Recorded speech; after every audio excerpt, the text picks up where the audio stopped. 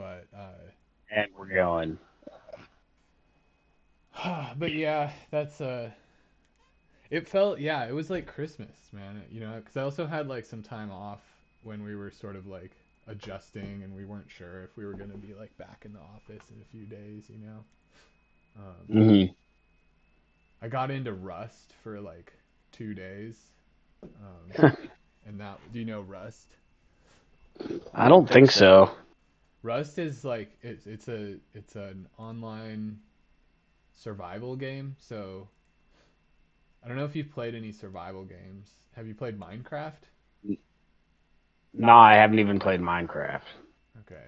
Um, it's so I have no Minecraft reference. is the same. It's the same setup, but it's a really different kind of game. Like, but basically, you're just like dropped with nothing into this sort of like island, sort of wasteland wilderness, and you just have to like collect things, you know, and like slowly build better and better tools so that you're better at collecting things, so you can build even better tools. And it's a pretty fun loop. And then you build like a base and try to protect it. And um, Yeah, it's a crazy ass game, sounds though, fun. because you get on Yeah. there and you spend like 6 hours like working on your base, and then you get off to like go to work or go to sleep, and then you wake up in the morning and someone's like come and just wrecked your base and stolen all your shit that you Damn. worked on.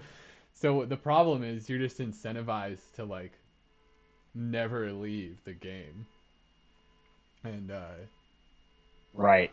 And so my friend and I played, I think, for 18 hours straight, just like building this like shitty base, like because neither of us were like experts at the game, but we were just so, Yeah. we were like, well, we can't leave now because we're so close to like achieving this like pointless goal. And if we leave now, you know, someone, and then sure enough, after, you know, we played for 18 hours and then we left, and then someone looted the base in like 3 hours after that. Um, but for the Right. people that get really good at it, it's like you can like set traps and alarm systems and do all this stuff. Um, there's like Yeah. a whole like you can like get electricity in your base and like set it up, and it's really kind of complex. Like, I don't want to say it's totally like reality, but I think it more so than other video games. Um, Nice. How yeah. did it feel after the 18 hours and then 3 hours later it's like, oh fuck. Well, I I don't mean, it's know. I fine. was so like exhausted and like, you know, because it was an Yeah. all nighter. It wasn't like we just like got up early and did 18 hours. Right. So, you know, it was kind of like a blur of just like, yeah, like I knew it was coming, and I feel like we didn't even, our base wasn't like cool. It's not a beautiful game. Like, Yeah. uh, my friend really liked it, the graphics and stuff, and I was like, you know, this is just the same thing as Minecraft, but like less creative. You know, in Minecraft, you can kind of, it's just a voxel. It's almost like an art program. Like you can kind of make anything your imagination can come up with. But in that game, it's sort Right. of like you get materials and then you select like build the wooden wall or the metal wall or the brick wall or the stone wall, and like they all Hmm. look the same, you know, and just like, so it's a lot more clunky. And Right. but it's more of like, it's the appeal with Rust, I think, is that cutthroat kind of like, there's like guns and stuff, you know, it's more gritty um Right. and toxic. There's just people, you know, but that, I don't know, but that's kind of the point. Like, we tried to loot someone and then they blew us up, but um I don't know. It was fun, and I never want to play it again, I think. Uh, Yeah, it sounds like 2 days. Dude, it's like the longest 2 days ever. But, yeah. or maybe it just went by really quick. I don't know. I mean, it was just I was talking on the phone with my friend the whole time. It was fun. It was like, uh, Right on. it was a lot like this, you know. It was Yeah. just. but I don't have a taste for those survival games. I have another friend who will like get into them, and he always invites me, and I'm like, "Oh, I'd love to play games with people online, but I don't know. The That survival game. games are just kind of they're awesome, but something about it, it's like it's too close to it's too similar to like working on an art project. And I always feel it's Right. like when I'm playing like Zelda or Mario, I'm not like this is how do I say this? I'm not like, "Oh, this time it would be better spent on an art project."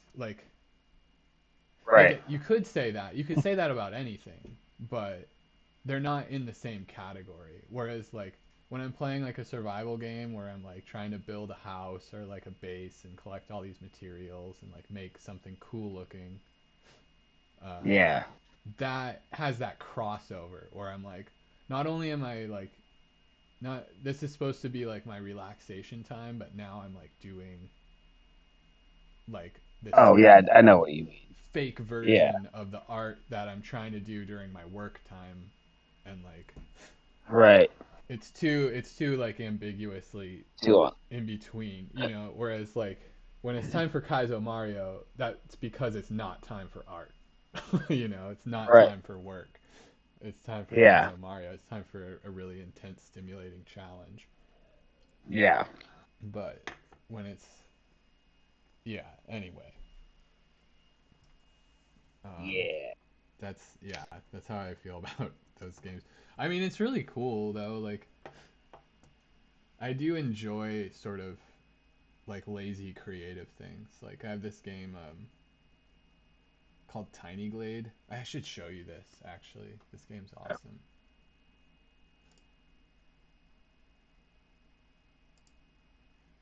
It's just sort of like you just like make castles and huts and it's really like kind of cozy and easy. Does it feel like it's making art still? It does, but the difference between this and a survival game is there's no pressure, there's no game. It's all Right. just creativity, but it's like Right. it's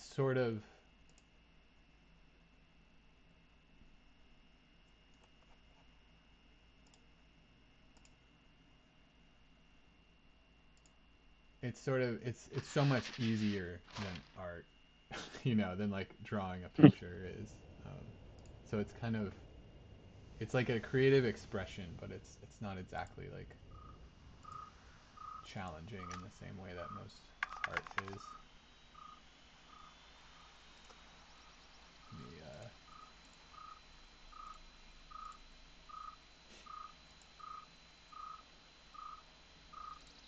all right, is this coming through all right? Yep. So like I made this little mountain, Cool. and it was really You fun. made the whole. Oh yeah, that does sound really fun. And it's Did you really make the easy, bridge and you made all of it? all of it. Um, Is that a river or a yeah, creek of some kind? Fellow Creek, and it's winter, so it's frozen. Right. Um, got this, got a little like secret pond back here, little secret shrine pond, and a hot spring over here. Ooh. This one's kind of I was going more simple vibes. I'll show you I really like it. It's really pleasing to look at. exactly. I made a bunch. Oh, nice. Ooh, a little town. Dude, Ooh, check this is this out, cool, dude. This is fucking awesome. isn't it? Oh, nice. Got the town square. Got the town square, a little marketplace. You can kind of like Yeah. kind of oh, whoops.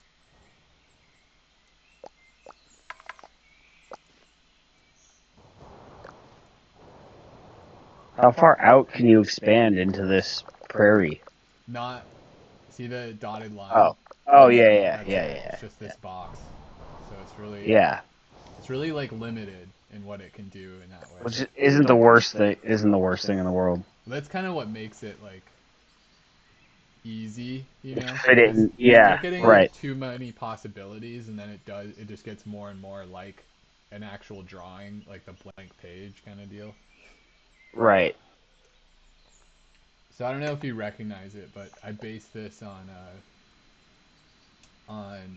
Ocarina of Time, Hyrule Market Town. Oh. Okay. Yeah. So we've got like the gate, This is the entrance. the entrance. This is the barracks with all the bottles you can smash. Rupees. Yeah. Yeah. Um, I got the back alleyway Right. that you can go where you can find the dying guard and stuff, and then this is that Wow. main central square Mhm. marketplace. There's no people. There's only sheep in the game. So I made the town, and then I ran out of room for the whole like castle courtyard, so I just went straight into the castle. Oh yeah. Right. But Right. then I had all this extra room over here, so I kind of made this the way to the Temple of Time, like a bigger journey through this little Gotcha. garden. I even got the gossip stones. That's really well done. I like the Temple of Time. Did you combine two buildings Well, okay, let me for show that? you like how the game works on a new one. Do you have a preference of season? Do autumn. Yeah, that's a good choice. Okay, so this is just like what we start with, and I can delete all this. I can like delete all Hmm. the trees, or add more, or change the elevation. And then so for buildings, it's like build that. You can make it bigger or smaller, Oh. or like tall. Um, Yeah. and then it sort of is just like attaching buildings, but that's kind of what the whole point of it is. Hmm. You know, now it's just this weird little church or something or house. Uh-huh. Um, you got all these windows, and like you can like combine windows to make a bigger window. Put the window on the ground and make a door. It's like really Hmm. satisfying to discover all the different ways you can like make new things. Right. Right. Right. Because if you're just making all these windows and you never think to put the window on the ground, you wouldn't even know that you could make a door, you know. Make a door. Uh-huh. Or you can make the door different if you put two doors next to each other, make a bigger door, a really big door. Right. And then there's just like four simple path patterns. And then paths have a crazy effect. They create doors, or you can like create these kind of open air Oh. spaces. Oh, whoa. Whoa.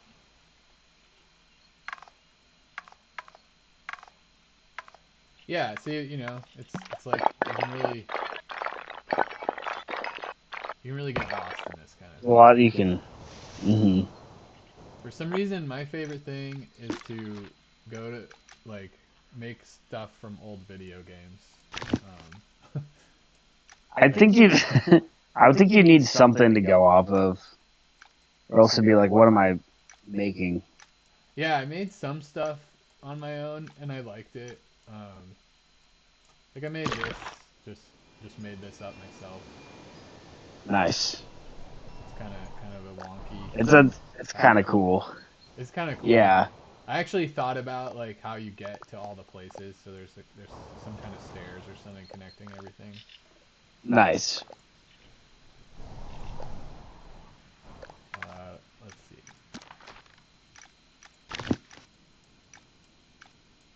So I made Hyrule. You remember Harvest Moon 64? Mhm. I remade like that whole game basically. That first place we saw was like the mountain. Um, Mhm. these are some of the farms. The best one though, I think it's this. I made the town, and it actually turned out like really Nice. nice. Nice. There's like a horse racing track down here by the mayor's house. That's I don't know. I love that game. must take some time to do this. Yeah, it's like it's the kind of game once you get going though, you just like you look down, you're like, oh shit, it's 2 in the morning. Like I love those games, the dude. time just flies when once you get into it. Yeah. It's kind of like there is a little bit of a learning curve, but Mhm.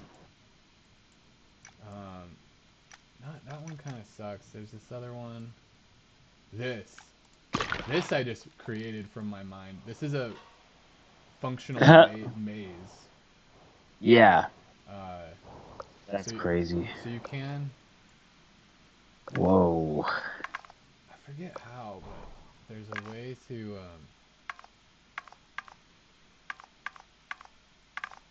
there's a way to like become like in a first person perspective Oh yeah. where you have to like Where you can actually do the maze. yeah, yeah, exactly. There it is. Yeah, okay. Nice.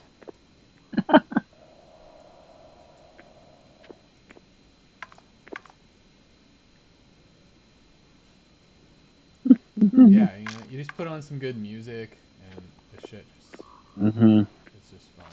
This is the end of the maze Yeah. with whatever this is. Yeah.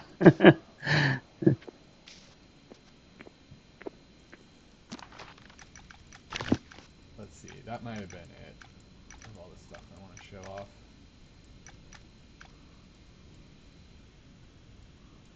This was the first thing I made. Just a cool town. Cool little town. Yeah.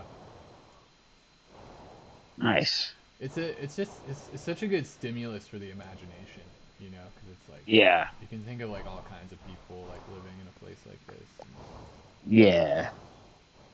and you can kind of cheat things, like there's no way to like officially make a well, but that pretty much looks like a well, Mhm. but it's really just a building that I like made it really small, and uh, yeah, that's Tiny Glade.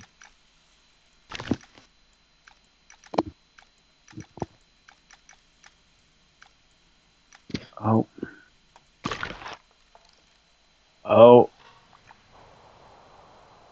Arlo just woke up. I have to go try to get him back down. It'll probably be like 5 minutes. Okay, you just want to call back? Sure. All right. All right. Peace. See ya.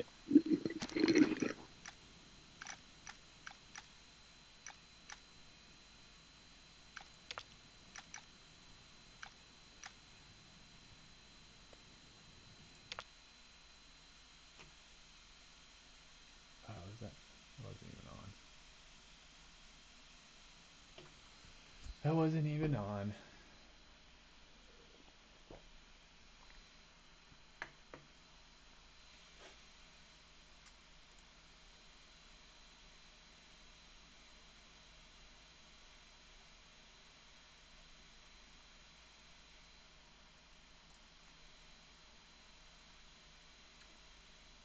I guess it's time to play some Mario.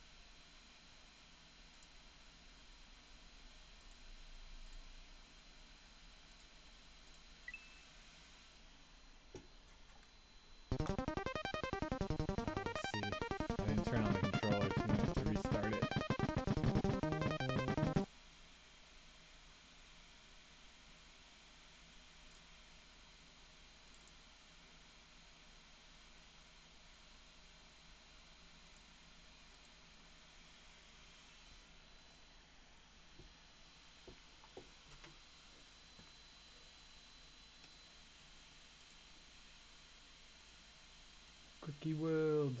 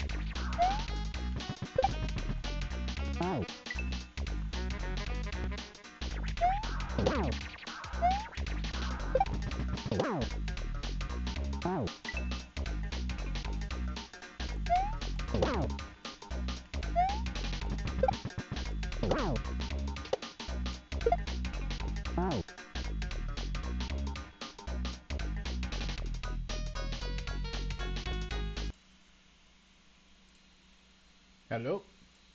Hey. Hey man. Baby Hey. asleep? Yep. Nice. He went to sleep pretty quick. Yeah, I just got the baby monitor next to me, so so I know. you're on call. You're on Yeah. baby duty. Yeah, but he should be asleep now for a couple hours, I think. Yeah. Right on. Um, how Where was? were we? Oh yeah. We Oh were. dude, I watched those episodes and I listened to that girl's music. Oh really? Her music is fucking so like I don't even know how to describe it. Yeah. I know that it's all synth. I think even the drums I Oh, think I'm are sure just it are is. synth drums. Yeah, Yeah. but it's very I don't know. How would you describe it? It's like whacked out space music. Yeah. I mean, maybe whacked out isn't the best way to put it. I really like it. I really like that music, but Hmm. I've never showed it. I've never shared it with anyone because I know it's bizarre. It's like it's kind of Right. there's definitely some like really experimental stuff going on Hmm. that I didn't like at first, but the more I listen to it, now I'm like used to it and I like it. Um, Yeah. but mostly, it just I don't know. It just had this like it had this sort of like old school pulp sci-fi kind of vibe to it, right?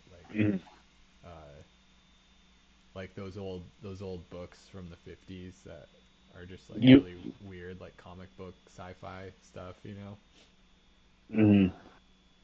You imagine that kind of music playing when he's like pressing the buttons No, and no. no, actually, I don't know if that music. I don't really picture that music being in the actual show. Mm. Maybe I should have explained that before I had you listen to it, but Well, still good. like I could see a song like that being in one of those albums, being like an intro or a credits kind of thing, Mm. or maybe like because there's no like scenes of what's going on in space, right? It's like that. It's you're just hearing this account through the radio, and Right. you and that's left to the imagination. So I think for me that what that music does though is like remember how I was like saying like I'm having a hard time like coming up with what the actual aliens are like, and then I Hmm. had that epiphany of that one story I read to you. It was Yeah. from listening to that where I was like, oh, okay, now I can like imagine some like whacked out space stuff going on, and Yeah. it made it like, Right. uh, so yeah, so that's not the core. That's more about getting that vibe down. Right. Yeah, I just talked a lot though. What did you think? Um, Of the music, yeah, I really like. I really liked it a lot. She definitely knows a lot of. Yeah, she definitely knows a lot about theory, theory because like there's a lot happening. Like there's not usually one consistent melody. I mean, sometimes there's a theme throughout the whole song, but yeah, but so it's not but as like yeah. I totally right. I totally get that. But yeah, but I mean, I would listen to it again for sure. Right on. And then, were you talking about um for the Jake the Brick episode? Oh yeah. Uh, the music at the beginning. So yeah, Uh, that was another thing with the Adventure Time episodes. The music wasn't really the focus. yeah. Although I think the beginning. actually, if I'm remembering right, is a really cool song. And because I watched the episodes Yeah. again too, and I was like, the one where Finn's like walking. hmm Yeah, that's the one at the very beginning where Finn's walking. That something like that would be probably closer to what we want for the actual scenes hmm of like the protagonist camping and setting things up. You know, it's a good like transition kind of sound. I feel like. Um, Yeah. but mostly the point with those, it's like it's hard to put my finger on, so I don't blame you if it's a little confusing. But like, there's something about the vibe in both of those episodes that's like similar, and Right. like it's just this like nice summer night kind of vibe, Uh-huh. with a little edge to it, right? Like Blanket Girl has this like scary thing happening, and Right. Jake the Brick has the storm that comes, right? But like, Uh-huh. I don't know if you noticed like just the color theory going on in Jake the Brick was like off the chain, um, Yeah, and for sure. like that episode might be just my favorite of the whole series. Just Yeah. everything about it is so good. And then what's weird is both of Very those del very episodes delightful. have Starchy's Uh-huh. radio show on them, Yeah. which is a really like I did notice that. superficial theme that I not actually like. That's not really the. It's not the conscious inspiration. Maybe it's a subconscious inspiration because Mm. Yeah, they do both have the radio in it. they do both have the radio, and the radio is it is conscious. The radio idea of just like I don't know something about like the peace the peace of mind of like being out like being back home, you know, like out in the countryside at a time hmm when all we had was just like the radio, the phone, and the TV, you know, and hmm just like a nice summer night, and you put the radio on, and there's some like weird show going on, and Yeah. I don't know, there's something really nostalgic in And it. you're listening to a guy, you're listening to a dog pretending to be a brick who's narrating, A little cute you forest know, animal drama, yeah, the adventures of a bunny. yeah. It- And just I don't know all the scenes of all the people across the land like listening, all the different characters from the and they're show, all cheering. Yeah. they're all Right. like getting Right. into it, like um, Yeah. and then just kind of seeing them in that like mundane state and how the radio like unites them all in this way of just hmm like everyone's just chilling right now in the whole country and it feels really nice like um, Yeah. everyone's chilling. Everyone's focused in on this like event with the bunny and Jake the Brick. And hmm anyway, I don't know. Does it kind of make sense? Yeah, I think it makes sense. They do have a similar vibe to them, both episodes. They're both very nice, like you said. Yeah. And the blank eyed girl one, the main moment is them being in the pizza shop. Like Right. other than Jake like crashing out about the radio, just like I think like Finn's attitude of how he's just like sort of bored but sort of content. You know, like it Yeah. seemed like they had like a busy day and now they're like rewarding Right. themselves with some pizza and Yeah, it's very nice. it's just quiet. Yeah. You know, it feels like late at night, right? No one else is in the pizza place anymore. Yeah. The girls don't end up being sinister in any way, really, that you can tell. I guess you don't really know by the end. Well, yeah, They're just maybe. they're flowers, right? You, Like yeah. Yeah. or they're like the equivalent of the uh, maple tree helicopter leaves, you know, with the seed inside. Like Right. they're just devices that plants made to like spread the seed around that look like really creepy blank-eyed Yeah. girls.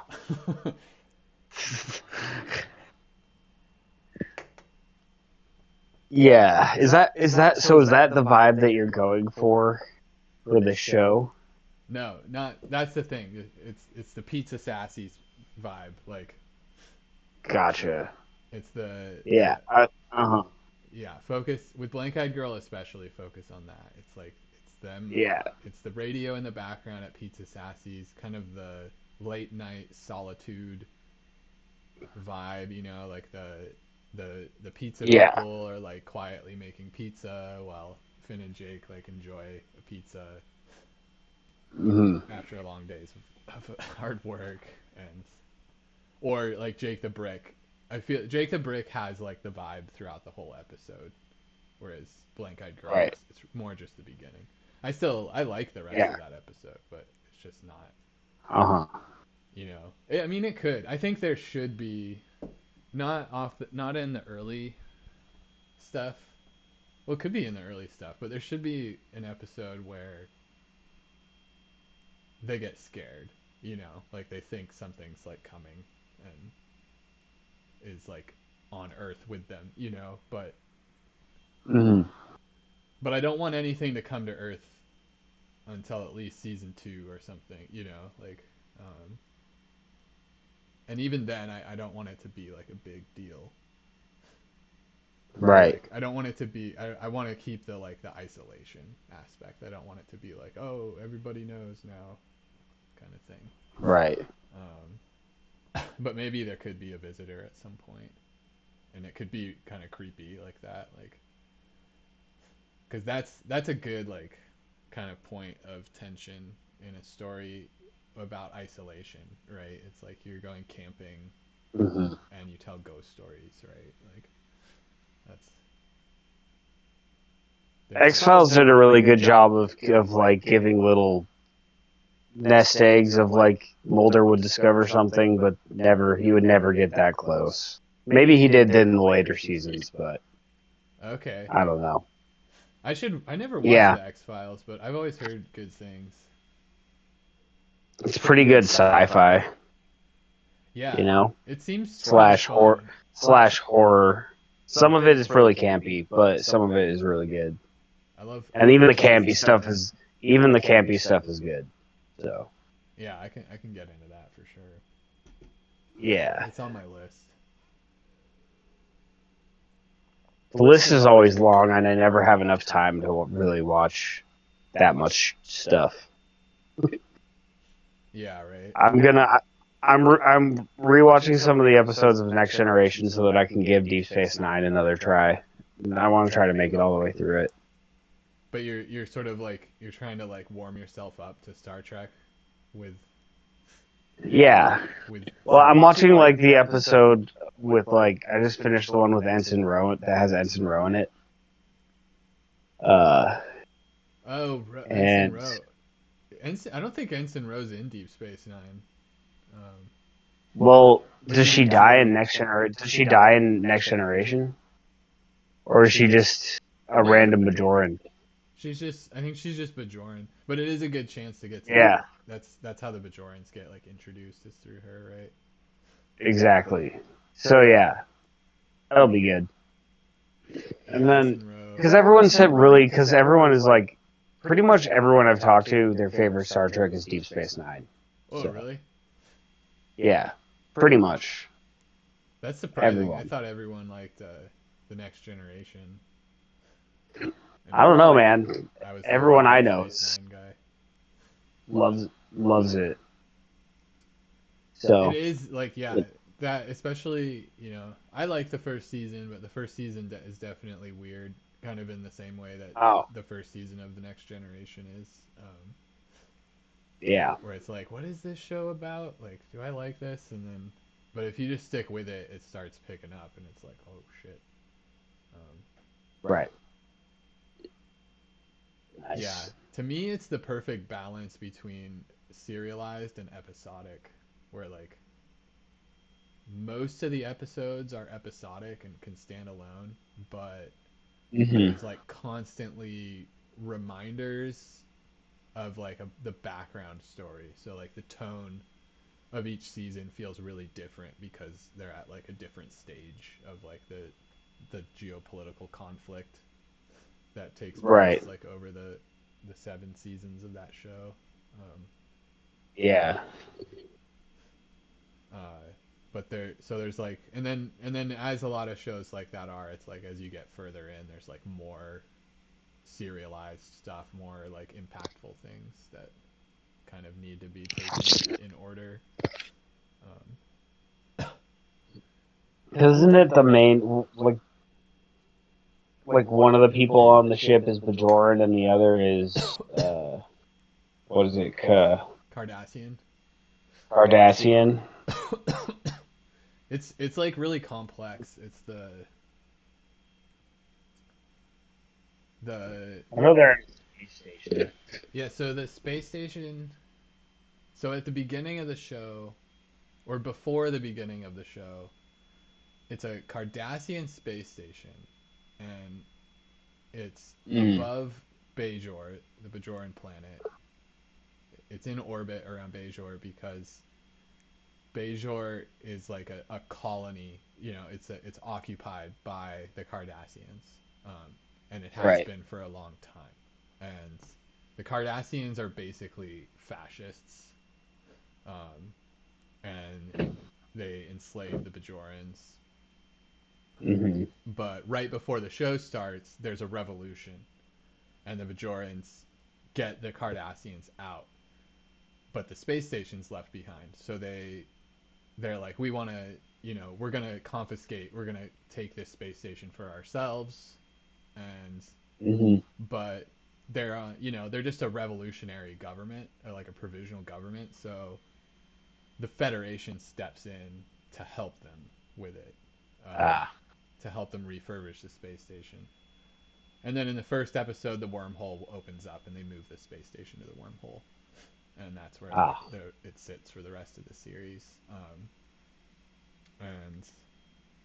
And that's I mean that's just what's so kind of interesting about Deep Space Nine. I think is just it's a really like geopolitical show. Like it's like Yeah.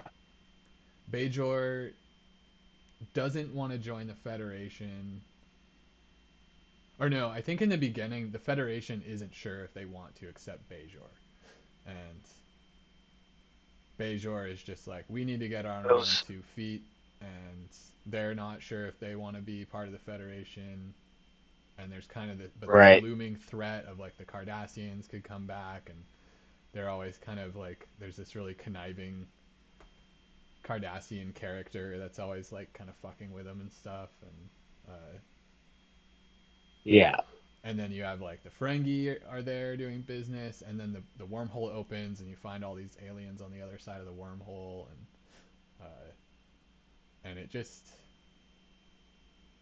it's just kind of, I just love it. I love that kind of like geopolitical complexity, Right. because they're Yeah. always Next in gen this pretty much had. limbo of like Yeah. the Federation runs the station, like Captain Sisko's in charge of the station, but it's a Bajoran space station that was built by their oppressors, the Cardassians. But it's like Right. the Bajoran control it, and Federation, Captain Sisko, he has to like obey Right. Federation rules, but he's basically working for the Bajoran government, and Hmm. and then it just gets So even where does more. his loyalties lie? Well, it's sort of, Yeah. yeah, like his loyalties are tested because then in the first episode, he finds out he's like the Bajorans like believe him to be sort of like a messiah figure, and they're Oh. because the Bajorans are really religious, um, Hmm. and I won't tell you much more because it's more fun to watch it and have me spoil it, but that's just like one more complication to add to it, to the situation. Hmm. Yeah. No, I mean that all sounds really cool. I should probably watch it. So that's why it's the next thing Yeah, man. up on the. And I think it But overlaps with the next generation, like 3 seasons. yeah, Um, yeah, and there's I think the next episode I watch it's like I think it's the two episodes that kind of lead into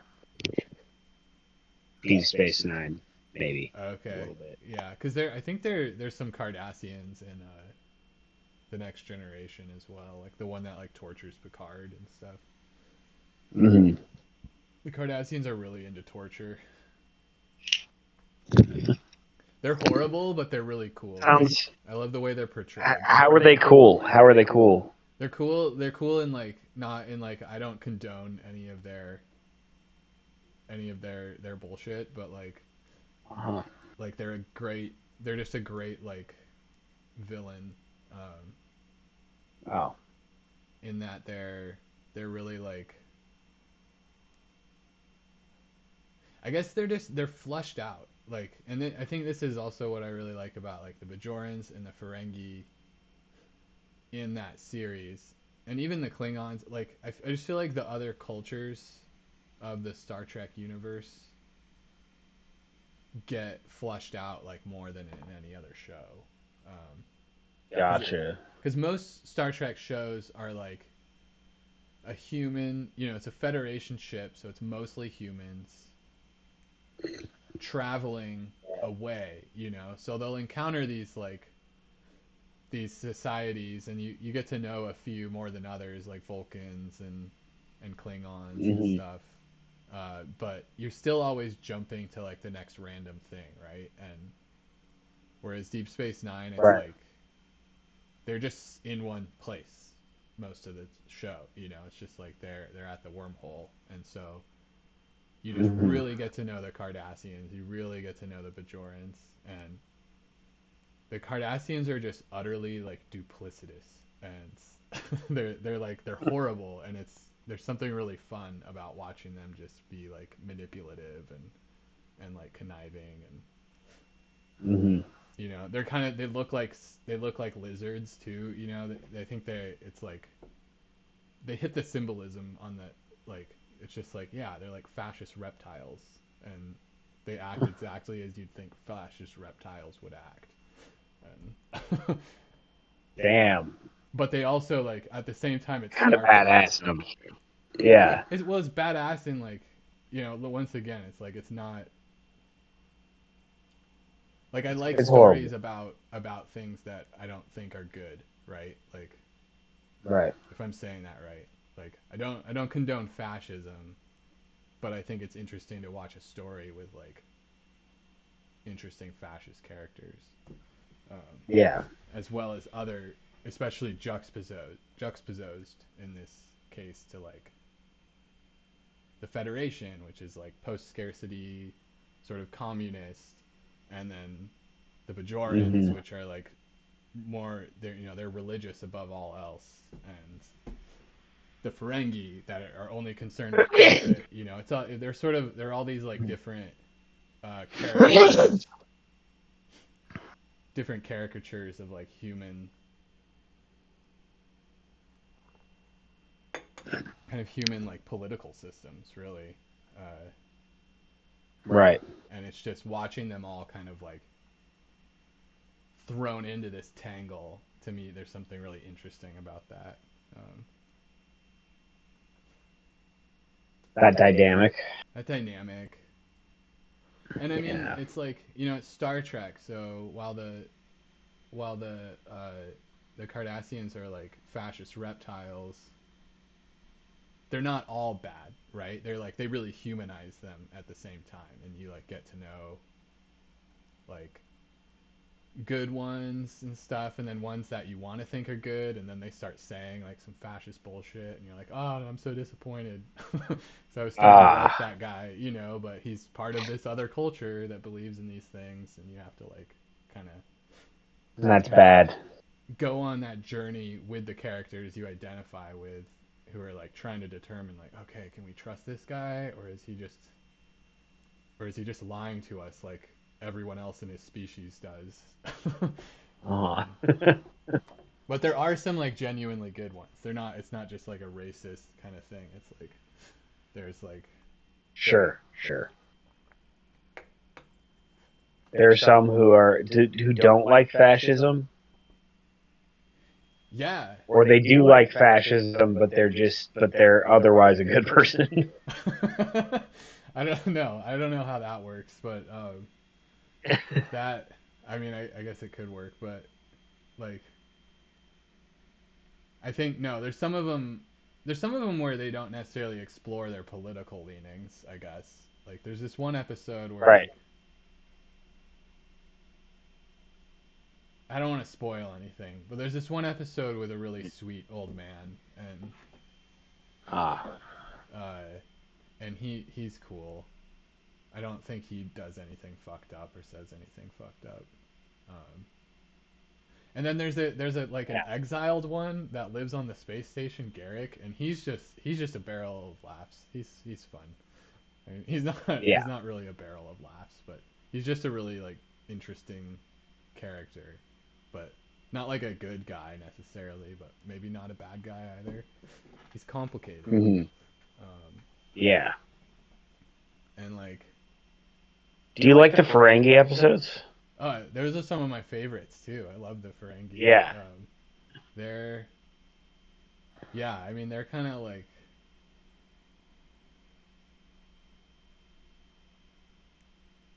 yeah, I don't know, Quark and Rom. They're just good characters. Uh, Once again, it's like They're I don't. so like, but it's such a like, dude, it's such like an archetype, like of a, you know. But I guess obviously that's kind of like a lot of the different alien races in Star Trek. Yeah, yeah. There's some things with the Ferengi that kind of feel off for sure. Um, I mean, they're But weird. also, I love their book of like rules, and all the rules are Yeah, the like rules of I forget what. acquisition. Like, I mean, they're just funny. That's pretty funny. The Ferengi are like the Yeah, funniest for sure. Um, yeah. yeah, I think I enjoy.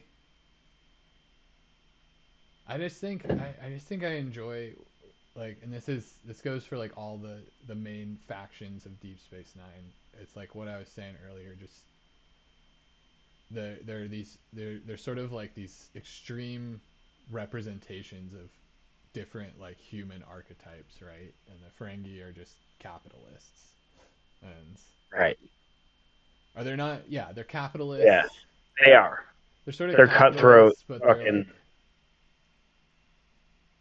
I guess they are. They're just capitalists, right? I wonder if they how they do like But they're not. antitrust. Like, because do they allow like monopolies to just take over? Because that kind of makes it like not capitalism anymore at a certain point. If I suppose if what's you're gonna go by the principles of capitalism. you know what I mean? Like, because if they just Yeah, if they let one business like take over, then it just becomes like oligarchy or monarchy, right? I'm sure they don't want that because that would hurt them. Because I that's think it's bad for the about economy, individual. Yeah, it's right? about individual gain, your individual gain. I suppose, but I suppose you wouldn't object if you're the one who gets to have the oligarchy, Which is because, kind of their whole thing. yeah, I'm gonna look it up. Do the Ferengi have antitrust laws?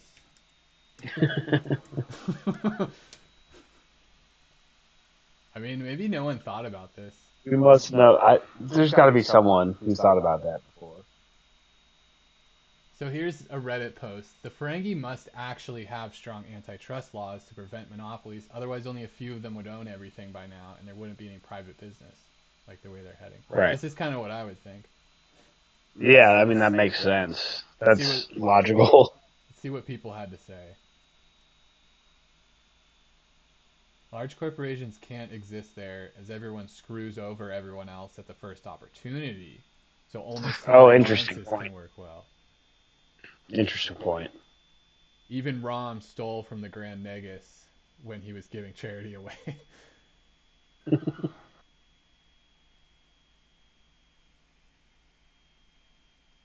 The sheer predatory business acumen of the Ferengi would act as self-regulation. Besides, isn't the Grand Negus basically a monopoly of some sort? Mm. Right, the Grand Nagus is sort of their king or something, and he gets a cut Yeah, of every business deal in the Ferengi Alliance. it's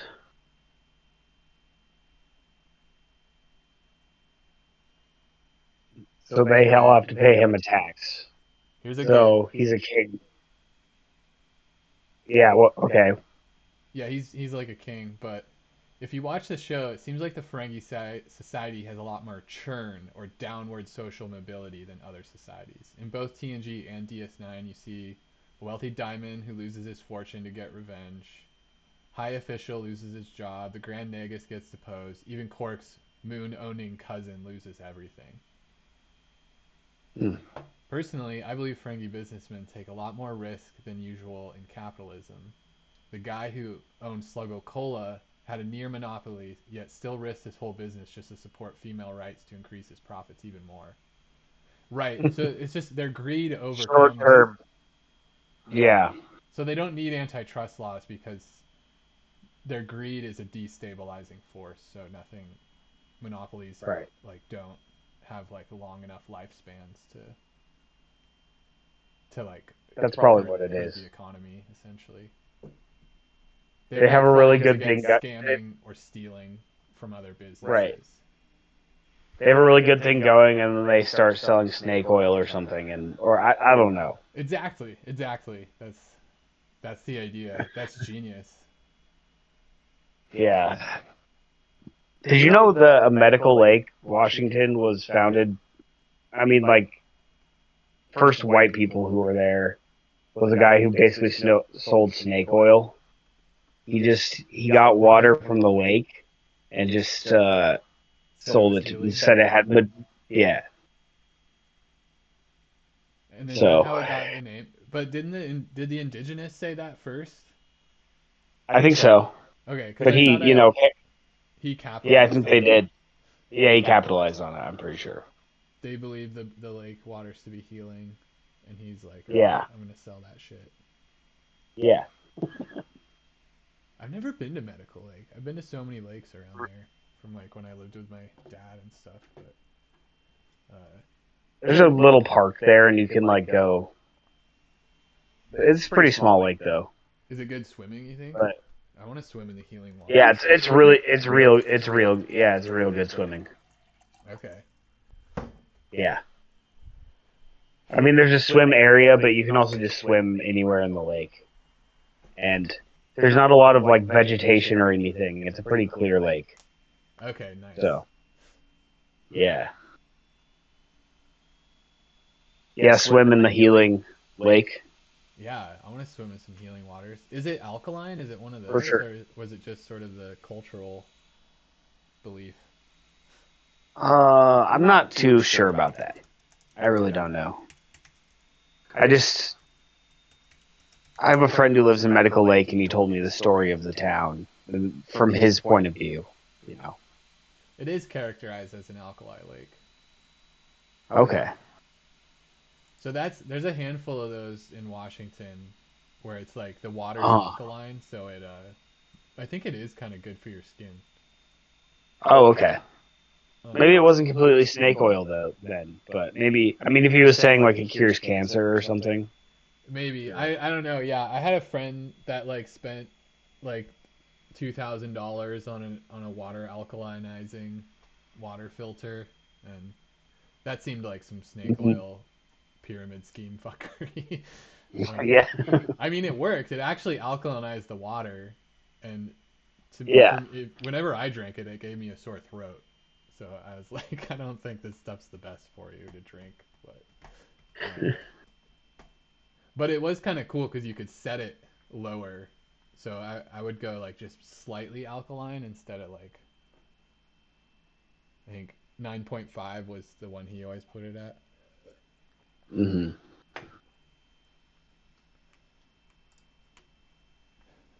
So yeah, it's good for your skin. Maybe he was like, maybe he just was selling like it as a product, a skin product or something. I don't know. Well, alkaline Like, water, I just don't know. I like alkaline water yeah. does have certain effects on the body. because Right. I've been friends with this guy. He was one of my roommates at Sushi House, and he was like obsessed with this for years, and so I've like looked into it a bit, and from what I could find, so alkaline water, essentially, the way they do it is like they're breaking up, like you know how there's like water molecule H2O.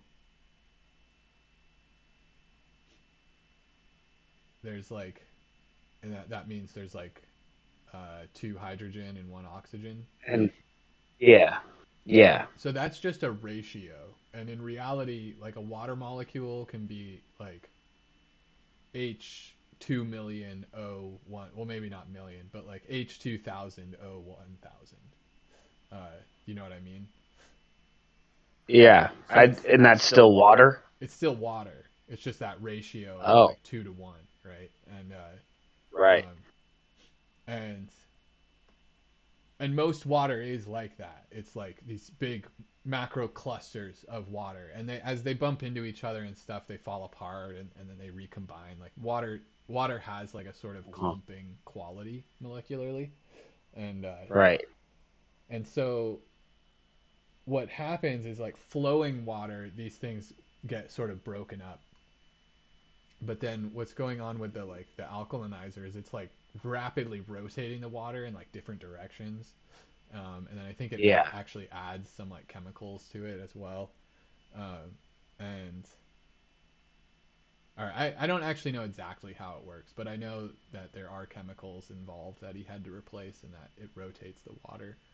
But Right. essentially, what it does is it breaks those bonds so that the water molecules are smaller. Um, Oh. and then what that does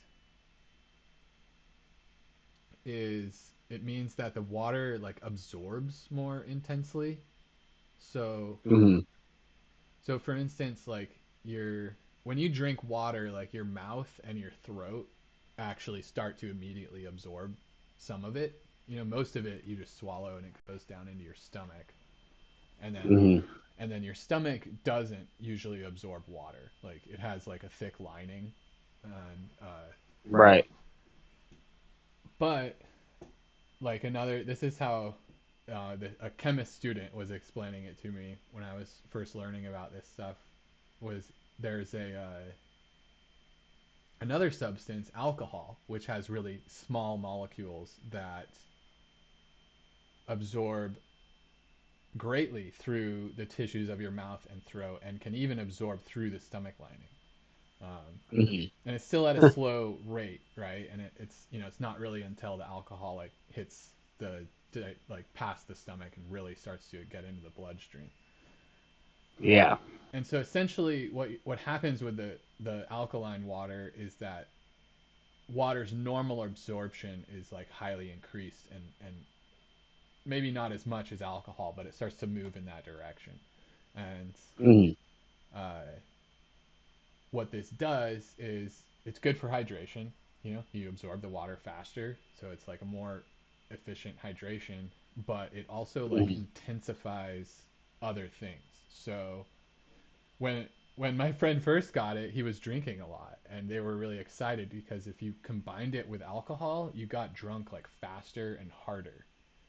Um, and it was kind of the best Good of way to both get drunk. worlds because then in the morning it actually helped you recover faster as well because it's hydrating. Right.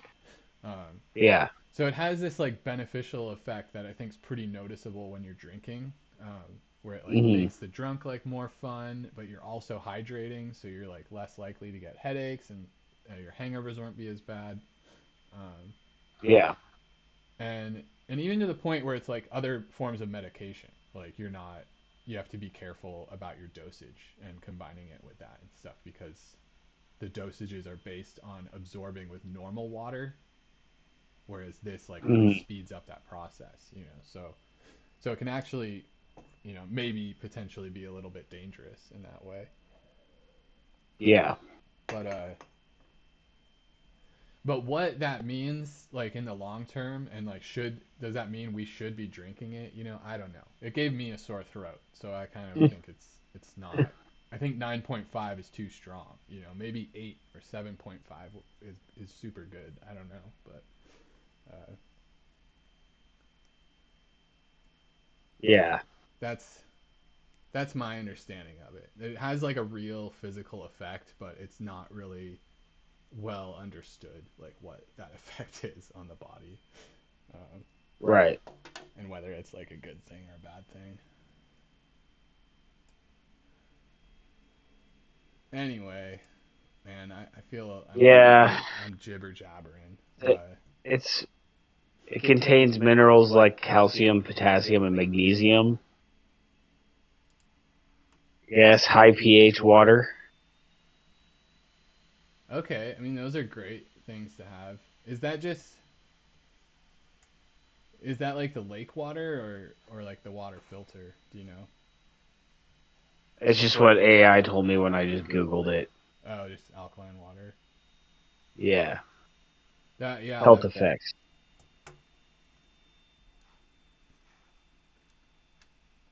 But who knows? I don't. yeah. I think it's kind of I'd tread I don't know. lightly. You could. Right. Right. I mean, I'm sensitive. Like I don't. There's so many foods I have to avoid and stuff that don't agree with me. So like maybe I just have like softer skin or something. But to me, it felt pretty bad. Um, Yeah. but I did. I would. I'll tread lightly. Normal water is doing me pretty good right now. That's what I stick to. We have pretty good water I've been here. drinking a. I've been drinking a lot of water too, which has been a very good thing for me. Yeah, it changes things. Yeah, it does. I get headaches if I don't drink water. Yeah, Enough, exactly. enough water. Enough water, even. Me too. Yeah. Should I play some Quickie World? Yeah, let's do it. I played a little bit while you were putting the baby to sleep. How's it going? It went really well. I actually got the checkpoint in like a really short time. Nice. All right, you see it, you hear it. Yep. All right, I'll go Can back. you hear me? I can. Yeah, everything seems to be functioning properly. Very good.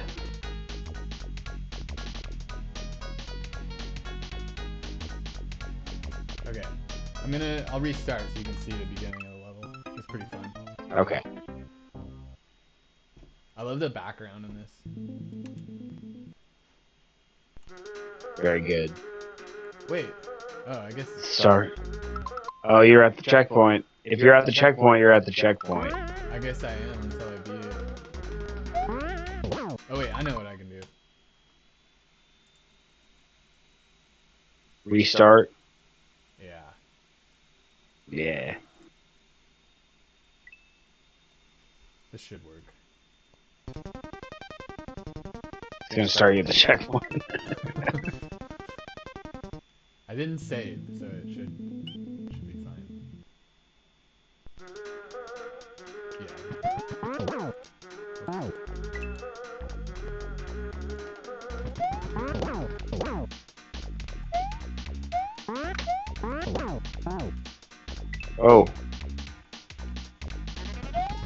I like this music. Yeah, it's good. I love in Kaizo how the music just keeps playing. Oh, yeah. Like normal Mario games, every time you die, the music has to start over. Right. But I guess you're usually not dying this much in normal Mario games.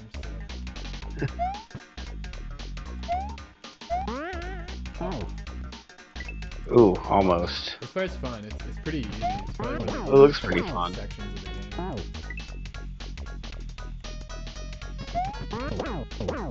I guess this first part.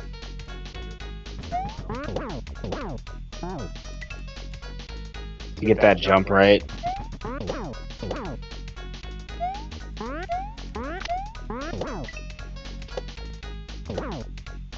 That Ooh. part's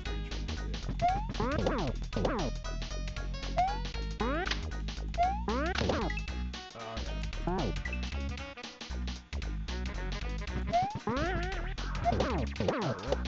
That was crazy. So, yeah, how have you been doing? Pretty good. Not a whole lot new. Yeah. Have you, so you like the freaking sample stuff I sent you for the vibes? Did you start working on Yeah. new music yet, or? No, have not. That's chill. I haven't done any work on the project since we last talked. Yeah. I've thought about it, but haven't written anything down yet.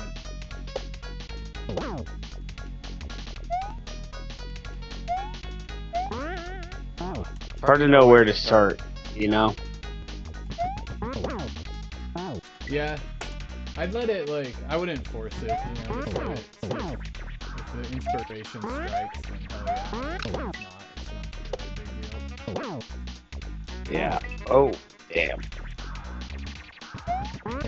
Because I'm still just like, man, I've got a lot on my plate right now, and I like this idea, Yeah.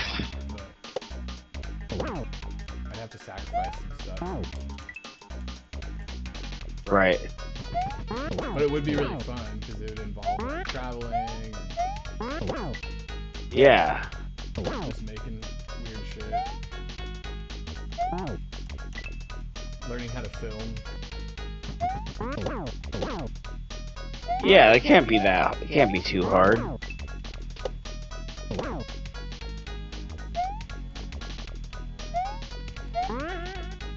come on.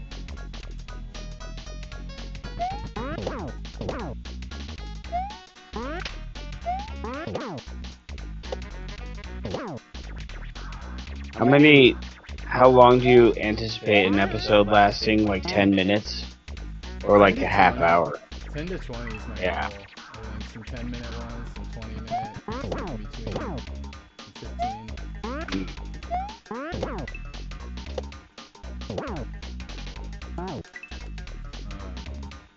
I think that's a good length. You get like Adventure Time shows that you can do that well. You can fit a lot into 10 minutes. You can. Although I'm realizing, like, short stories were never my strong suit. Oh, yeah. It's like my mind, like, is really trying to, like, serialize it and then, like, focusing on the big picture stuff. And I'm like, no, I want to just do some episodes to kind of hit Yeah. that sweet spot. A lot like Deep Space Nine, where it's like, yeah, a bunch of these are like just episodic. They're just moments to like learn more about some random shit that isn't gonna matter later. Mm-hmm. But those, you know, I don't know. I feel like the episodic stuff, that's where the characters really get built and like fleshed out. So that when the big serialized dramatic season finale shit happens, you care more about them because you know kind of the mundane aspects of their life even more. Uh-huh. There it is. Oh, nice. Nice. Okay, I'm not really sure what to do here yet. Okay, I think it's something like that. That looks a... Ah. Oh.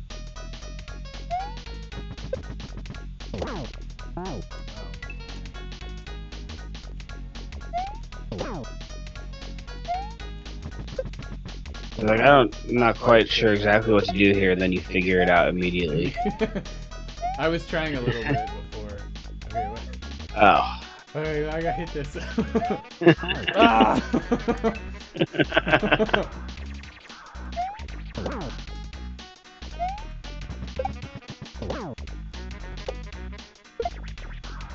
Yeah, it's just... There's a floating football. Oh, no. It's Quickie world, not take your time world. Yeah, come on, Peter. Oh.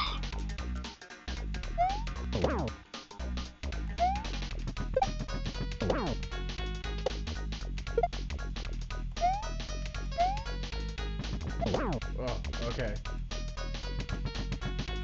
Ah. Oh. Ooh, and there's a chuck gate. Okay.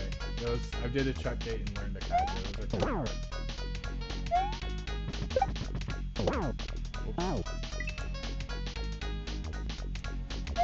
Oops. I loved your idea of the science team exploring being one of the radio transmissions because that Oh. feels Yeah. like it lends itself well to some short stories Yeah. as opposed to my like dramatic like Right. war drama. They go on some kind of mission, diplomatic mission, or what have you. But it's I like the like science Scientific. exploration, like Yeah. just a team of aliens going to like weird worlds.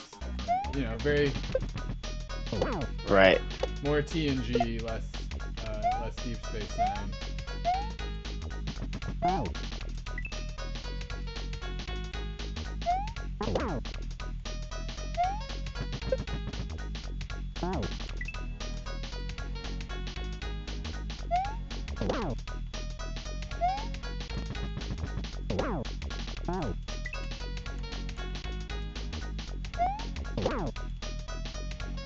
But I just need to put on that freaking Traveler album and do some writing. I'll come up with some weird alien words for weird alien species to visit. Oh,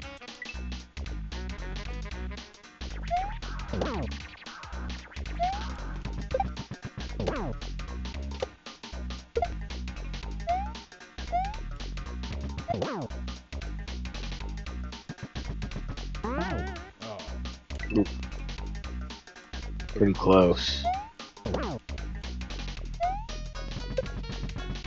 what? Kind of looked like I just went right through his head. Yeah.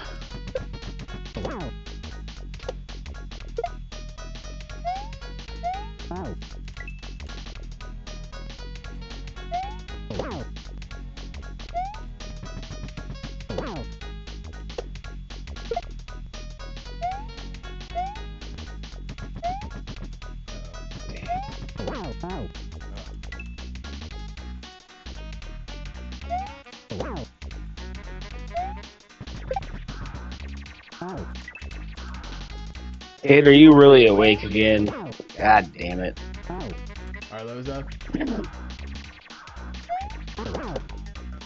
Yeah, Arlo's awake again. I'll be back. Okay. You're so close. It might take the whole time though.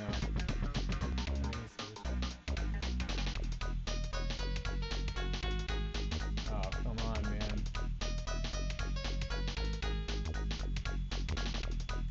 I don't think he's gonna do it.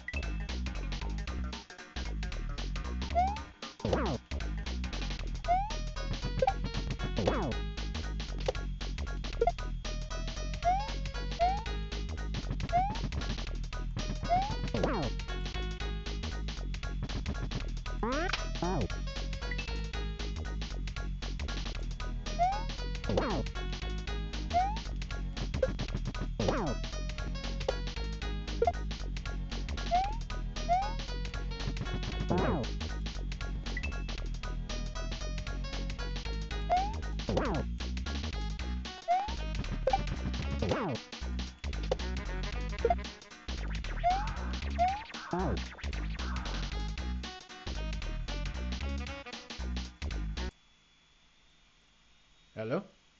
Hey. Yeah. All good on the baby world? Yeah.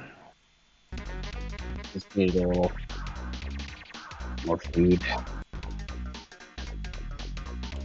I know that feeling. Yeah. And you're just like, yeah, it's time to sleep, but I could really use a little Yeah. snack.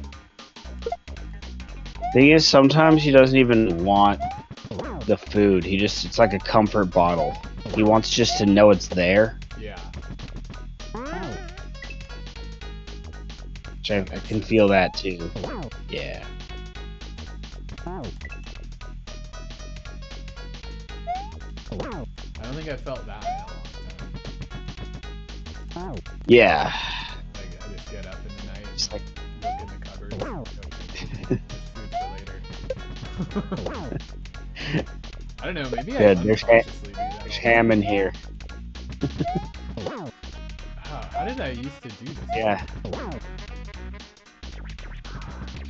Uh, We hit him on the head that time, at least. at least. It's pretty satisfying jumping on these guys. Seems like it. It's like I'm doing it too fast now. Oh,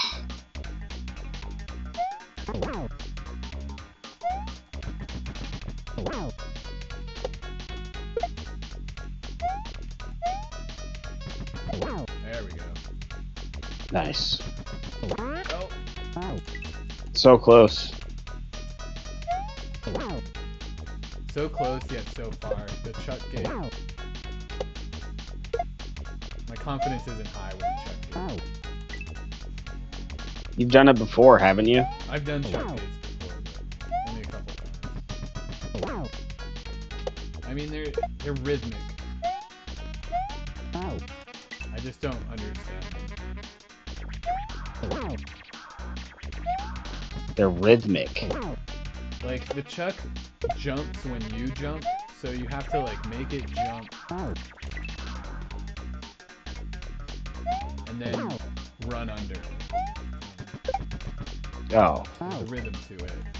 And I've done it, but I don't feel like... I didn't feel like I, like, knew what I was doing, you know? That kind of feeling. Which, Yeah. I don't know, maybe that's good. I feel like I never know what I'm doing when I'm doing shit right. Maybe not never, but, you know. Yeah. It's like... Sometimes the subconscious takes over. Sometimes, yeah, or it's like you need to get the mind out of the way so the body can just, like, do it. Right. Yeah. What must be done.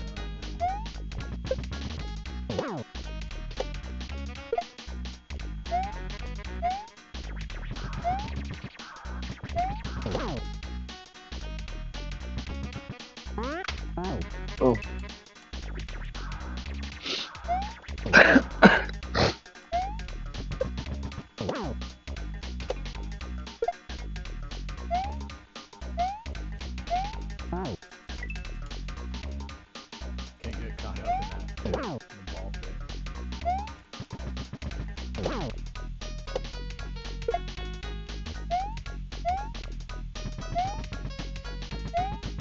Of course there's a floating football, you know?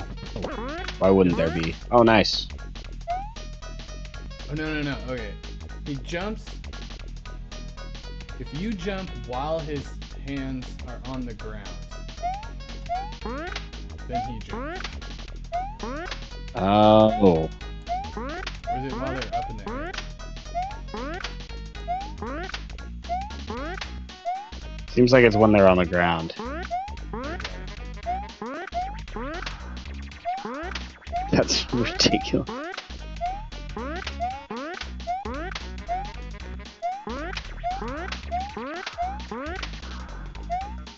Nope.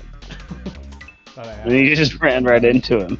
Yeah, well, I thought he was gonna jump, but I guess the Yeah. timing was off. Oh, damn.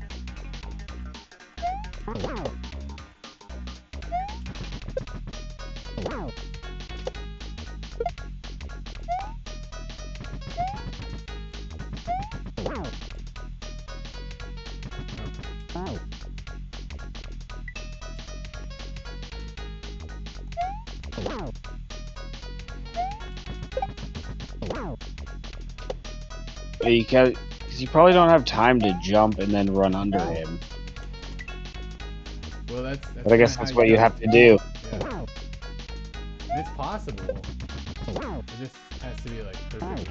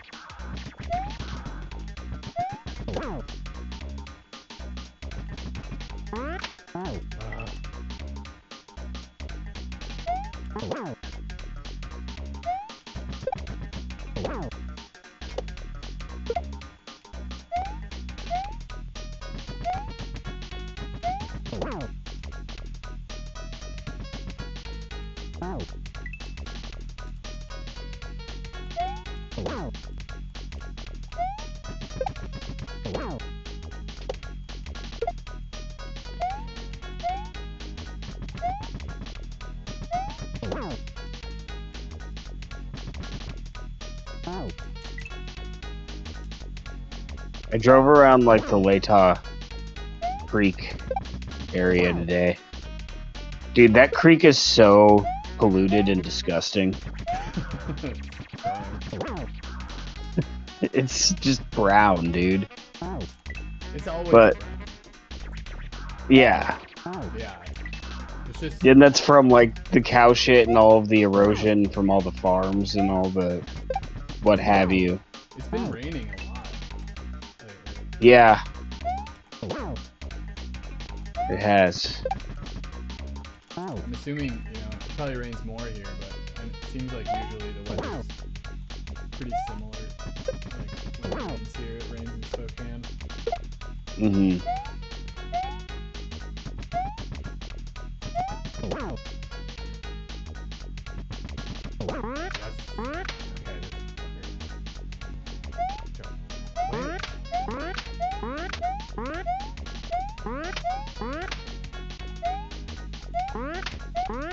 I don't know. Maybe I'm just like old or something, but it seems like it's like right after he puts his hands on the ground.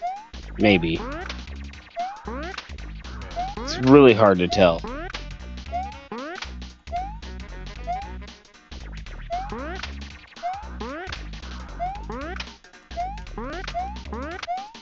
Yeah. Right after he puts his hands on the ground. Okay.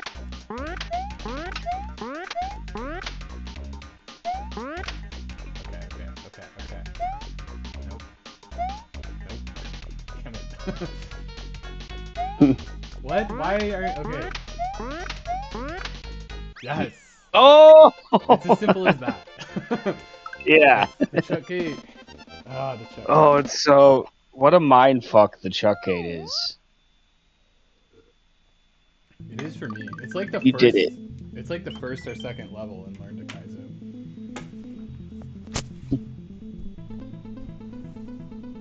Oh, I got it. I gotta get my sweater off here. Okay. So we're moving on. Yeah, That was a fun level. that was a That fun seemed like a level. fun level. Oh, here, I'm gonna. So, I'm gonna bro, take a. so I'm gonna take a you gotta break. take a break. Okay. Do you want this music or the World One?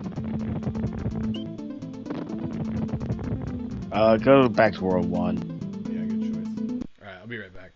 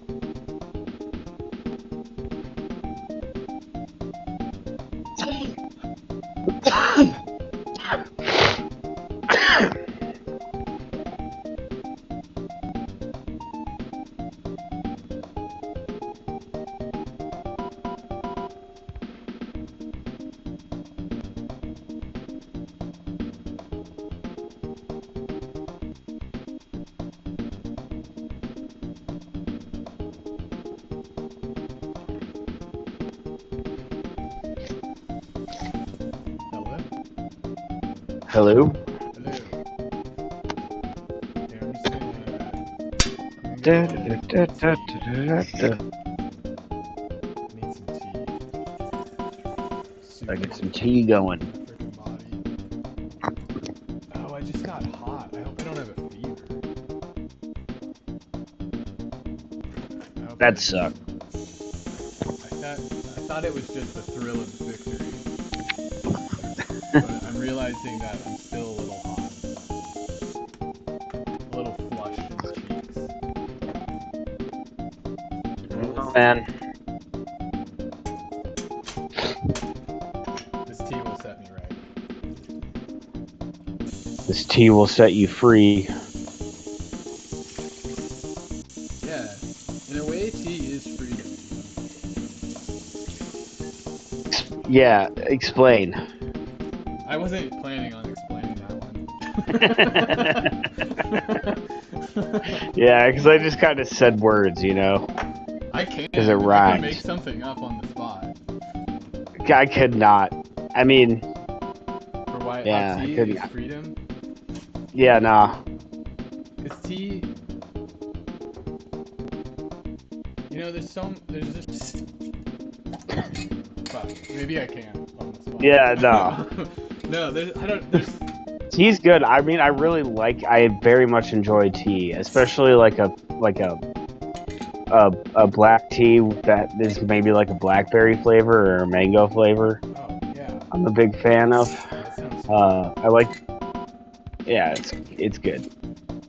It's good because you get the strong black tea, you know, with the caffeine, but then you also get a hint of blackberry. It's fucking delicious. That's actually sounds like Uh, such a good combo. Like the black on black. yeah, But like those yeah, flavors actually do seem good together, as well as the names. yeah. Tea is good, and it tastes way better than coffee. I've come to realize. I don't know why. I've Yeah, always insisted on drinking coffee. Coffee kind of tastes bitter and I just like hot. coffee flavor. I just think I'm allergic to it. It makes me really sick. Do you drink? Do you like a black coffee? Yeah, when I did drink coffee, that's all I did. I just did black coffee. I like bitter things. Like I like dark chocolate. I like bitter herbs too. I do like bitter. I do like dark chocolate. Um, yeah, coffee's really nice, but it is really strong. It's like I tea think is maybe tea's been a nice, refreshing change. I guess because I too drink black coffee, okay. and the bitterness has started to get to me recently. I'm like, it's too bitter, Coffee and coffee leaves a nasty aftertaste. I feel that too, like that the too. post coffee vibe is not great. Yeah. Tea is freedom because you can do anything with it. You know, like you're mixing blackberry and black tea. I'm over here. I'm putting together nettle, What do you got? yarrow. Nettles? I got Oh nettles, wow. yarrow, and peppermint.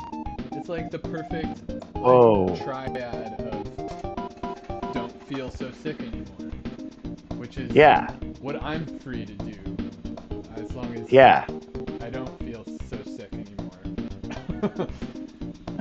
and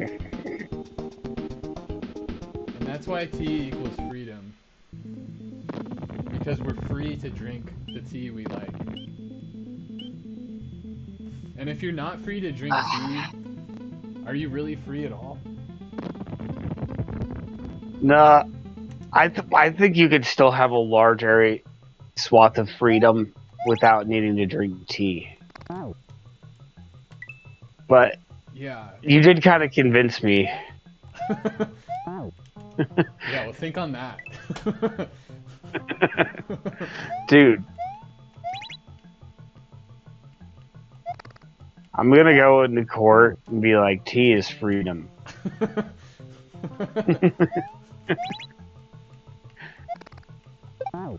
What? What? What is this? Doesn't look that hard. I'm just joking. I'm joking. Oh, why do I keep So what are missing? you turning off? What are you turning off? The falling platform. See, it starts going up now. Oh, Oh man, you just slide right off those corners. I swear, it's like a different hitbox than normal. Oh, wait. What? you have to hit the. There's How do no you like. hit the? There's no ground pound. I can't just. I have to hit it. I have to go quick. It's quickie world. I have to go quick. I have to hit it and go. So they just. Yeah, but the thing only moves so fast. The bird only moves so fast, or whatever that thing is. It'll work. T equals freedom. Oh, yeah, quickie world. T.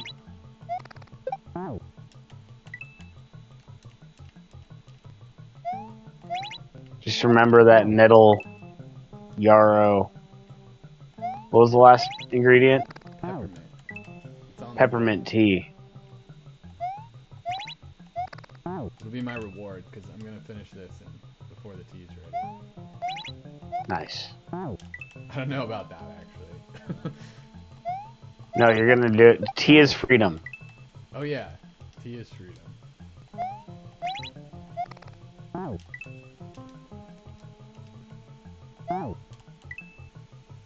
You just got to do everything so fast. Faster.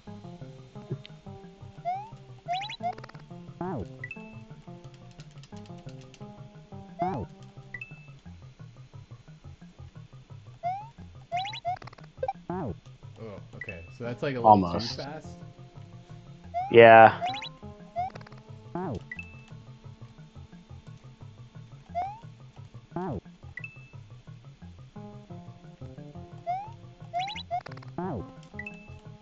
Dang, this one's kind of tricky. Man, I'm kind of jealous you're gonna watch Deep Space Nine. Get to experience. I mean, I've tried to watch the first season before, and Is that all you've seen? yeah, and I don't probably remember a lot of it, so Yeah, so this is like your first it'll time. be, yeah, kind of. So I'm really craving more Star Trek and or episodic stuff. So I because I just like the feeling of like there is a mundaneness to Next Generation with like there's like an episode will start and it'll be like the orchestra is playing for an audience or something dude, I dumb literally like watched that that, or episode like today. really. Yeah, and Data is like playing the violin, and he's all like, "The other players Oh have yeah, instructed me that I lack soul." yeah, his playing's really rigid. Yeah, I forgot about that. No, his playing's amazing once you actually Yeah, hear but it. it lacks soul, They're know. just that's just their android prejudice. That so that Yeah, episode, I was actually just about to bring it up. That I watched that episode today, and it was an amazing. It was like one of the best TNG episodes I've seen in these first yeah. couple seasons. I was like, holy shit. The So did people just not like him because he was just android? They're like, you're playing that lacks soul because you're an android. they didn't actually get into that. Like I don't know. I saw Chief O'Brien was one of the other players, but they didn't Uh actually like get into their criticism. He just says that to the captain, and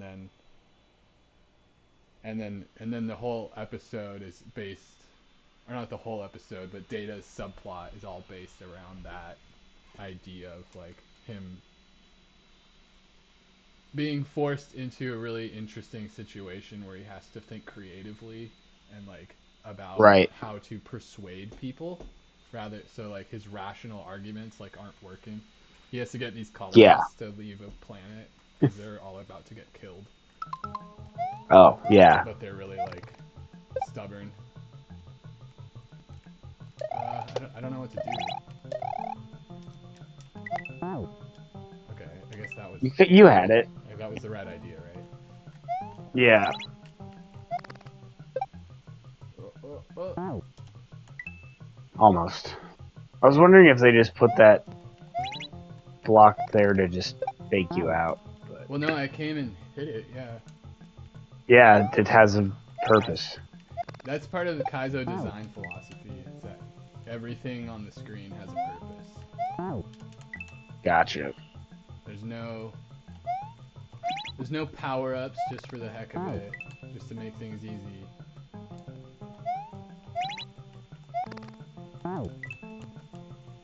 Everything's like does something or it's communicating something.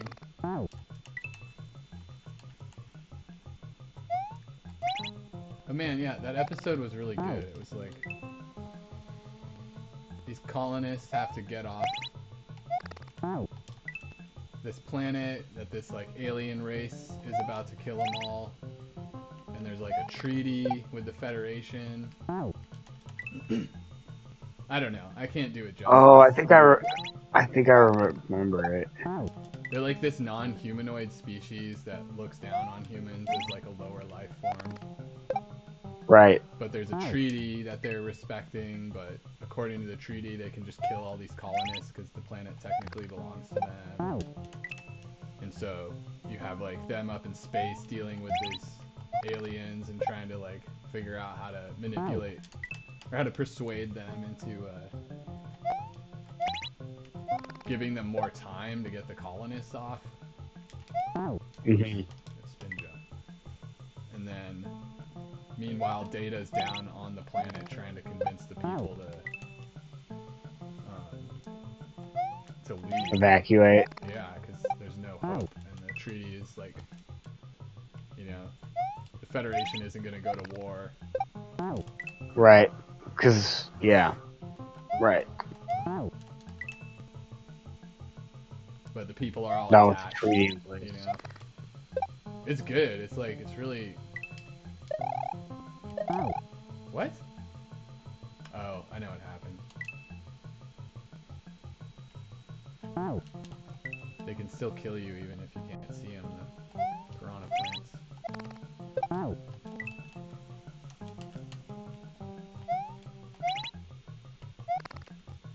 One thing I've noticed with a lot of these, at least these first seasons of TNG, is that they'll do an episode like that one about the colonists that don't want to leave, and then the next episode will have like a superficial concept in common with the one before it. So like the episode I watched right after the next episode was like they go to this world and everyone's been killed except for this like one old couple. Mm-hmm. And they're like, don't you want to leave? Aren't you afraid that like the aliens will come back and kill you too? Or why would you want to live on this desolated planet all alone? And they don't want to leave. Yeah. And it's that same like dynamic, but then everything else is different, and like the whole situation's like wildly different. But I'm like, you just did this episode or this like concept one episode ago. Like it's really noticeable. And they do that a lot in like the first couple seasons. I'm on season 3. You got to fill up 26 episodes. I guess that's it. You know? Well, I'm wondering if they do it. You know, that's my first thought. Is it's just like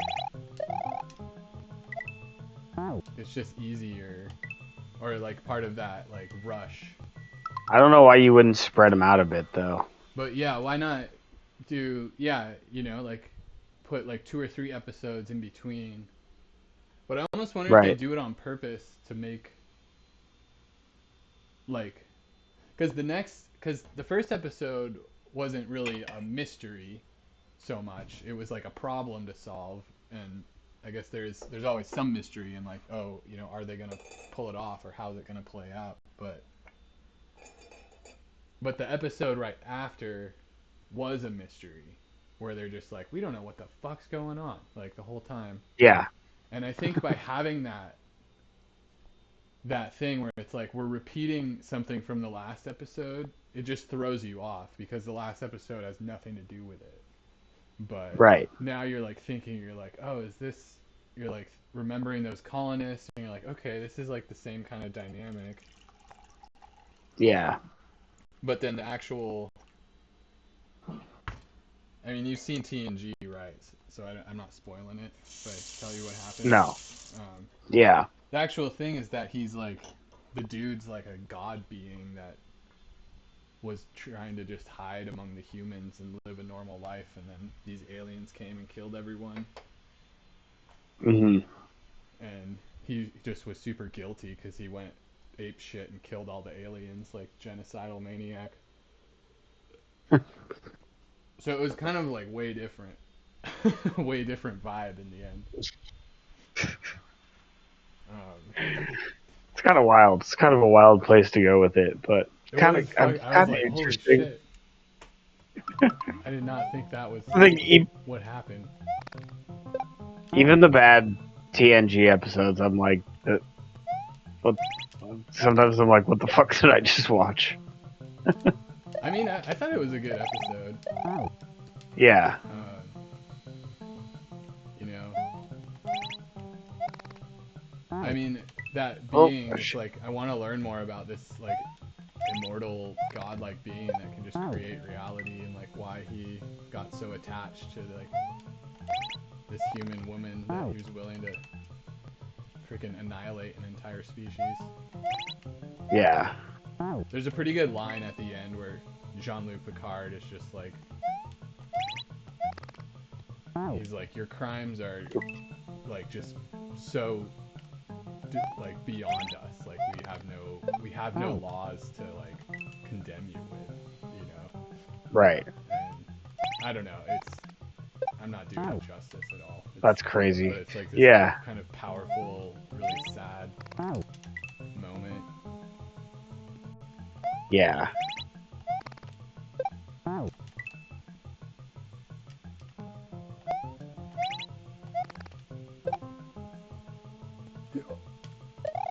Oop. Oh, tiny jumps.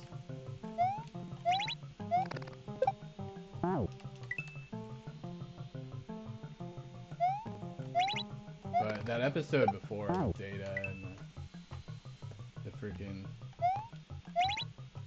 exterminator aliens was pretty good. Yeah. Still had some like horrible acting at As parts. per usual. I guess as per usual. I feel like it doesn't. It gets better though as the season goes, doesn't it? I guess Yeah. after a while, maybe it doesn't really. Does it get It's always better? like, Do you just get used to it? I think it's, if I'm being honest, it's more the latter. Except for season Do you find one, like. do you find most of the cast to be good at acting, Well, or do you think that they're also? they're definitely improving from season one because it was like Oh, bad in season one, like all the time. yeah. And now it's sort of Uh-huh. like off and on.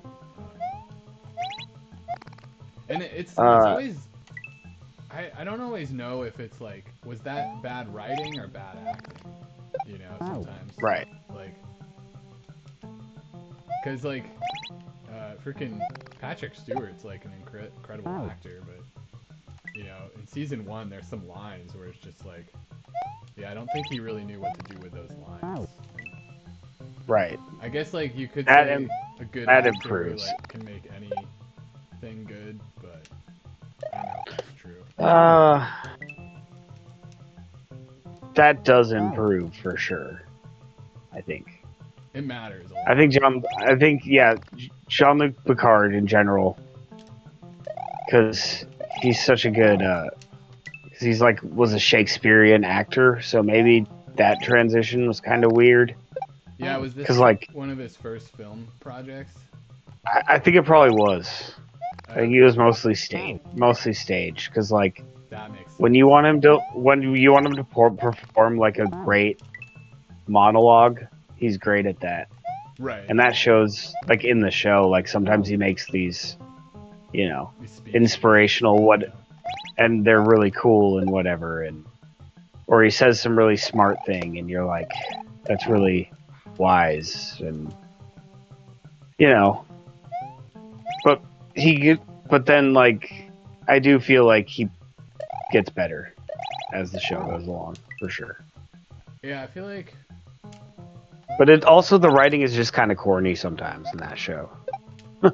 yeah, exactly.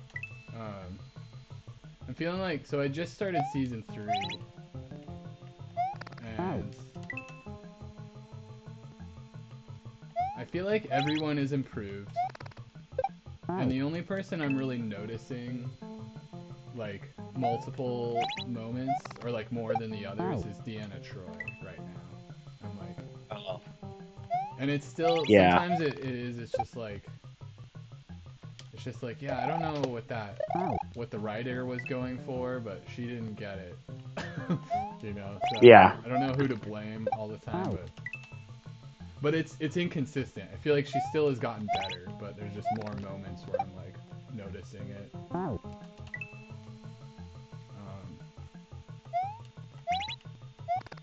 and then She like doesn't have that many. I mean, I guess there are a couple episodes that showcase her, but but she's always there, and she's always got like yeah, she funny is. lines in like every episode. I think at least, Yeah. if not more. The one on that show who honestly annoyed me was I didn't realize, like, at a certain point I didn't realize why or understand why Wesley was still there. I was like, Dude, I don't like his character Wesley. Yeah. His character annoys me Me for sure, too. and There's something. the acting is not very good. It's like unsettling. Yeah, Like it's not just bad acting. It's like there's something. I'm just like I don't like. I don't feel good yeah. watching this. I don't I even watched know. this reel of them just like bullying Wesley because it's pretty. They do it a lot. Oh, like yeah, Like they're just mean to him, yeah, which I understand. they are. Wesley, though, I'll say it's gotten more bearable as the Oh show goes yeah, on. But too much Wesley, so for sure, right. I kind of roll my eyes whenever it's a Wesley episode, and then I'm usually like pleasantly surprised. I'm like, yeah, it wasn't so bad. It wasn't that bad. There's at a point in the show where he starts working with LaForge, and it's like, so then like some of the lines that LaForge should be saying, Wesley just says, and so I'm like, what's the point of your character at this point? You're just stealing screen time from the Forge. And Yeah, we all want to see exactly. that He's got visor. We all want to see more of that. We want exactly. to see LeVar Burton Yeah, freaking reading Rainbow. yeah, Yeah, he's dude. blind, so he can't read, but Yeah, but yeah. yeah, I don't know. Riker is kind of a weirdo, I think. Yeah, Like I think that's he one was where supposed to be the tall and handsome guy. I feel and he is. I was mean, like what? I think he usually pulls that off pretty well. Yeah, But there's yeah. some jarring like kind of how he switches from like joy to anger Uh huh. is kind of a weird feeling sometimes. I don't know. He does. He has a like a, when he does that, he looks kind of insane. Right, yeah, like some His eyes get really wide. that wide-eyed look. Yeah, it's kind of like iconic. And I don't know if it's Yeah, like I kind of like it, I guess. I don't know if it's like bad or yeah, good with him. yeah. But I know he's kind of whacked out. So have you gotten to any of Worf's storylines? Yeah, yeah, there's been some good ones. Uh, I just saw the one where he hooks up with the half Klingon, half human Oh gal, yeah, and he wants to get married, and she's like, "Fuck that." And I thought that was pretty good. That was a pretty good like dramatic romance episode. yeah. That's I like his kind of like conflict. They do it like, and then like Dude, later. If you like Worf, you're gonna Uh, love the later seasons of Deep Space Nine because he moves to Deep Space Nine, and oh, they keep Worf. yeah, I think it's probably literally right like after the season finale of TNG is probably the season he joins Deep Space Nine. Uh, Nice, nice. and I think he's a lot cooler in Deep Space Nine. Like he's matured a lot Really, at that point. yeah. He's like no Because longer right now, at least in TNG. It's always just like no Worf, we can't attack. You know, and it's like all right, like this is yeah, an act of aggression. We have to destroy them. yeah, and it's just like yeah, that's pretty much Worf for now. Although Right, that love right. story was good. We get to see more of his like. I think the Worf Yeah. stuff gets better. There hasn't been a lot of like Worf focused episodes yet. They do visit whatever the Klingon homeworld is, and like In he does fight in Krongbar or wars and whatever. stuff. Or like they do explore, yeah. It's not And Krongbar. that stuff It's is kind of cool, but like the Klingon world isn't my favorite to explore because everyone in the Klingon world is just like we just want to kill each other, and it's like but then they not a don't. lot of depth. Right, It's right. I don't know. It's weird because especially in TNG because they're at peace, and Yeah. I'm always like, are you guys okay with this? Are you guys okay being at peace? Yeah, don't you guys want to Doesn't it seem like murder your each other? entire religion is based on violence and death? But then I like learning how they are, how they're like, no, they're like, yeah, there's honor in like, there's honor in the end of a well fought war and like peace afterwards and Right. stuff. And, like they actually are like good allies when they're allies. When they are your allies. Yeah. When you learn how to like communicate on their terms, right? You can. Mm-hmm. There's a lot of good Klingon stuff in Deep Space Nine with Worf Nice. and just Martok and stuff. The thing about Deep Space Nine is it's one of the only Star Treks where they go to war for like multiple seasons too. So you get to see the Oh, Klingons. okay. I mean, maybe I should stop Yeah. talking about it. I don't want to spoil it. No, that's okay. That's not really that much of a spoiler. Doesn't surprise me that the Klingons went to war. I Right. mean, there's an episode in The Next Generation where they're at war, and Worf goes and joins the battle, and Okay. then they're because he gets stripped of his family name and gets dishonored or something, and has to fight for it back. Right. It's a pretty cool episode. I enjoy the like Klingon politics. I think because it's sort of feels like an oxymoron or something. I don't know, like Yeah. yeah.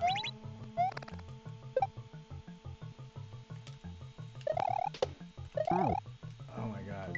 This level I don't know about this level. It's not in my top 10.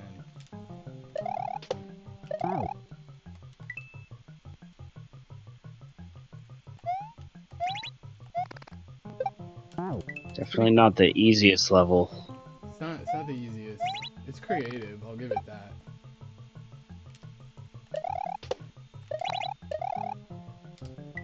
Ah, Oof. Damn.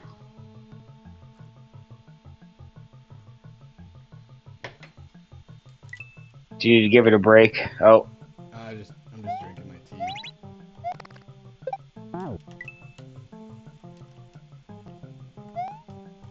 Yeah, Worf and Chief O'Brien are in Deep Space Nine. Isn't Chief O'Brien in like more than two? Or is he just in those two? I thought he might have been in another one too. I think it's just those two.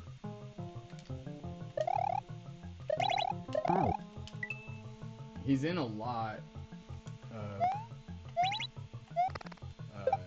freaking Deep Space Nine because I think he's there pretty early on. He's there before Worf.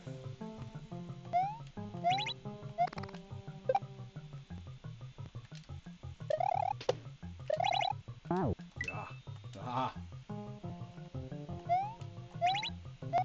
Have you ever tried to watch original Star Trek? Yeah, and I like it, and I want to watch more, but it's something about old shows like it's like I just don't like I don't put them on. I don't remember them or something like I'm never like ooh I want to watch like old Star Trek. Yeah. Or I mean I guess I am watching old Star Trek, but like I don't want to watch the oldest Star Trek. Yeah. But when I do, I'm always like that was awesome and really interesting. And, like I want to watch more, and then I just like forget. I did the same thing with Doctor Who. I watched like I managed to watch a bunch of this like the original Doctor Who stuff. Hmm. And then I just fell off. I just like stopped and like forgot about it. And I maybe haven't even thought about it until right now.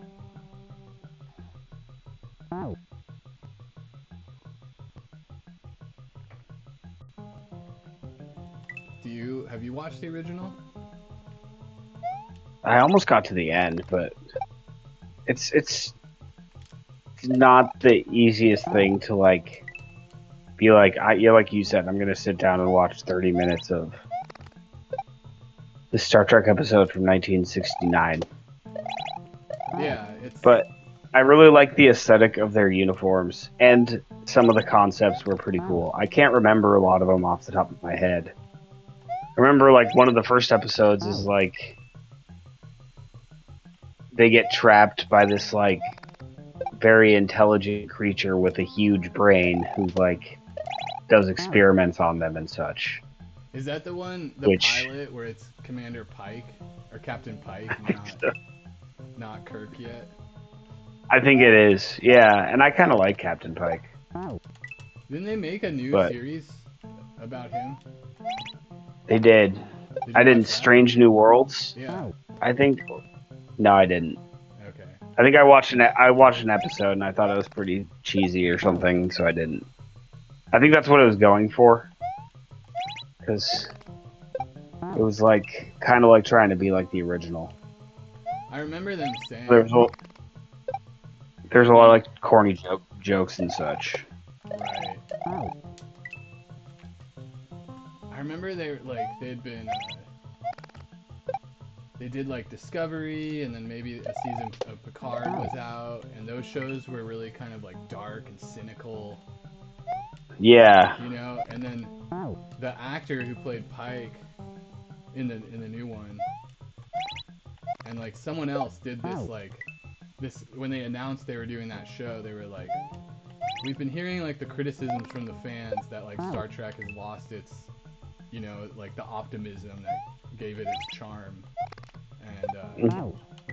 and he's like, we're gonna respond to that with this new show that's like focused on Star Trek's like optimistic roots, A Strange Yeah. World. And so I was stoked. I was like, all right, yeah, like I was kind of not digging these other series, but I want to see some like new Star Trek for sure. Yeah. And then I watched like one or two episodes, and it was so dark and like scary. I was like, what the fuck? Like, it was all like, it was so like, I don't know, like like Pike kept seeing visions of how he's gonna be like horribly mutilated, and Oh, right. Right. because I think he's in TNG and he's like this bitter man in like a wheelchair and his face is all fucked I up or remember something. that. So Yep. they're like, oh yeah, let's just torment the main character with prior knowledge of this horrific future that he's gonna have for our optimistic reboot of Star Trek. And I was just Right. like, I don't think I'm on board for this. Like, I really had my expectations built up. Yeah. But you said to check out Lower Decks, so maybe I'll check that out. Dude, Lower Decks is fucking great. It's like, it's pretty silly. It's ridiculously silly, actually, but it's pretty funny. Yeah. And honestly, of all the new Star Trek, it feels more Star Trek than any of the new ones that I've watched. Hmm. Yeah. Because it takes place basically right after Deep Space Nine, or right after Voyager, actually. Oh, okay. So it's that era, which is nice. 'Cause Yeah. that's the era that I know and love. Hmm. And that's just the most flushed out, right? It's got like 3 whole shows with like 7 seasons of 26 episodes each. Hmm.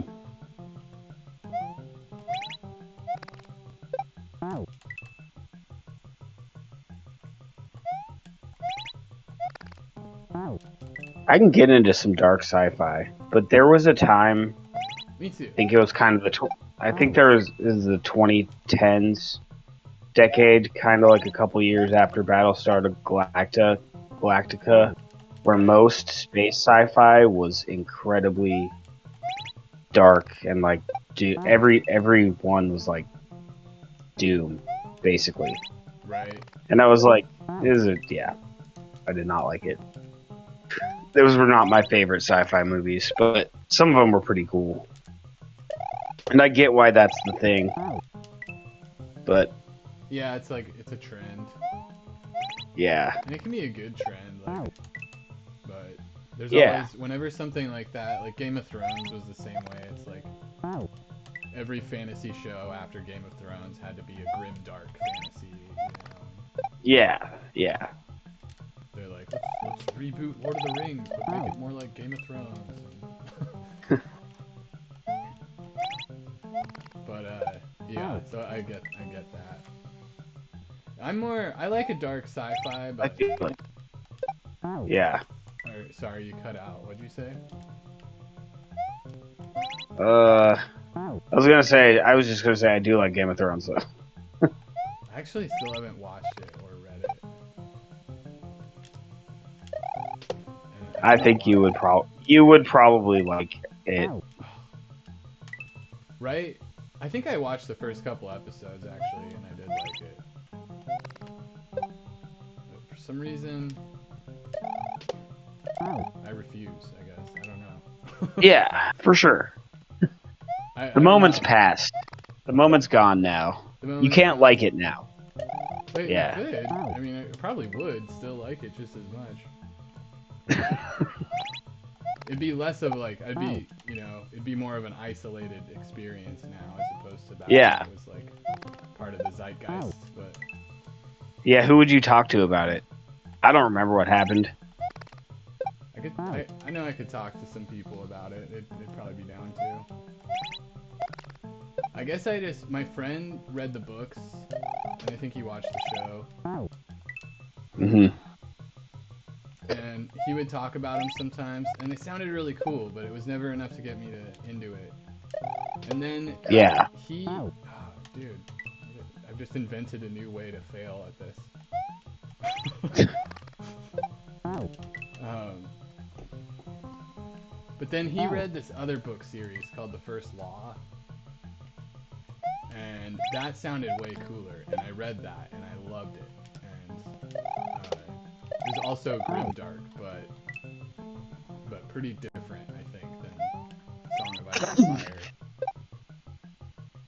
Hmm. And I guess I was just like, yeah, that's the grimdark I need in my life. I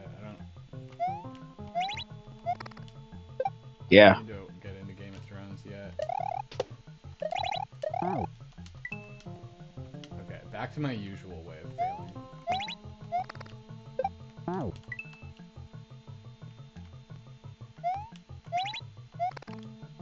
Okay, I gotta lock in. I gotta be fast, little jumps. Ugh.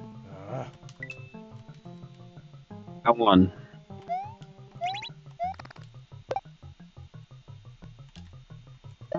Whoops. Ugh.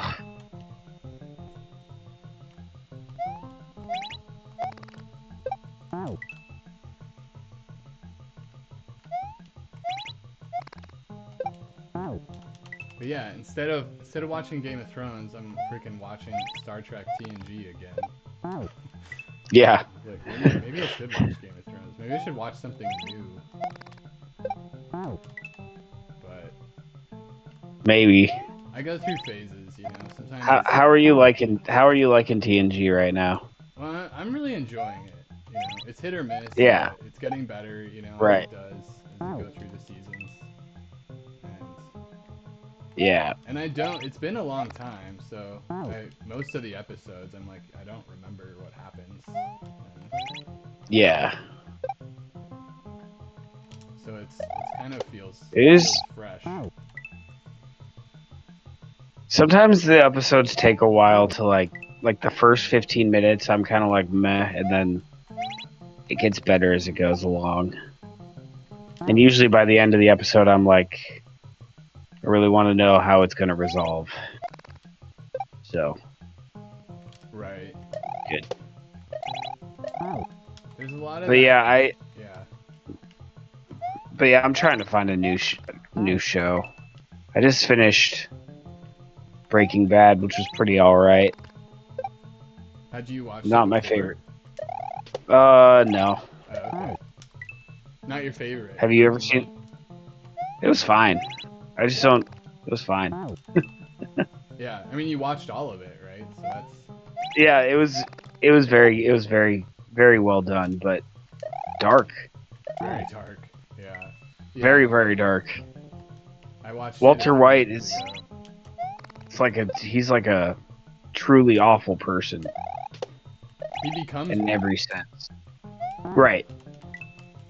right? It's like his fall from grace, Yeah. or not really grace, but I feel like he's not. I don't know. He's like, well, I guess he's kind of awful in a different way at the beginning, and then he's like a totally different kind of awful at the end. Yeah. 'Cause at He's the awful. I think his motivation from the beginning was like I think he just kind of was like I just want to sell meth because I have cancer. like it was petty. Like yeah, Just it was all just he to didn't he prove. wasn't doing it he wasn't doing it for his family, but maybe I mean he said he was at the beginning, but But then he admits there's that great line. I remember this. It was one of my favorite lines in the whole show. Is he's like talking to his wife after she's like found out about everything, yeah, and he's like, "No, I did it for me." yeah, And it's like, "Yeah, you did, you fucking asshole." yeah. Ah, that's a new record though. I hit the Koopa. But I did love him and like Jesse's dynamic. I thought they were like pretty funny together. They were good, yeah. And then his friends were really funny. Fucking I forget their names. Badger and Oh yeah, Skinny Pete. yeah, those guys.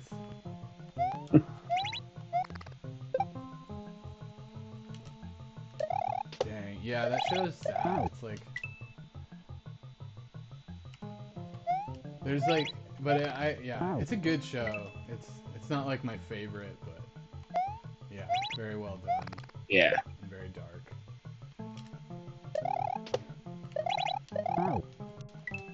Um, I would say I like Steve's, Better Call Saul more than I Breaking Bad. I I think. started watching that. Did you? Yeah. I like What? I really liked the first season because it was a lot of just antics and like Yeah, I don't know how dark that show gets, but Better I Call kind of Saul. like uh-huh. But the first couple seasons are like kind of just like he's kind of lightly unethical as a lawyer and he used to be a scam artist and Right. he does shenanigans and such. I, Like yeah, the first couple like seasons are the most fun in that way, and then yeah, it also gets pretty dark, I'd say, but right. in a different As way. to be expected. Yeah. But it's worth it. It's more. I feel like the ending's a little bit. The ending's really like low key, but it's a little bit more satisfying than Breaking Bad. Nice. Because yeah, I really like Do that we find out character. Do you find out what? yeah, what happens to him? I mean, we see all these scenes where he's like working at Cinnabon, Right. Yeah. but we don't know Eventually, much more. You do. you Okay. get more of that. You get more of the future. It's a weird. Yeah. It's a weird show in that way because as you get into the later seasons, it's like split. And I think Yeah. at a certain point, the past just catches up with Breaking Bad, and then everything is just taking place after Breaking Bad. That's a little weird, Right. but it's still pretty cool. Did you ever watch El Camino? Yeah, the movie about Jesse. Mhm. Yeah, Mhm. I did not. I was not into El Camino. It wasn't the best. But basically the moral is that Jesse changes his identity and moves away. Right, and Do we find out anything more in Better Call Saul about what happens to him? I don't think so. I'm just curious. Oh, okay.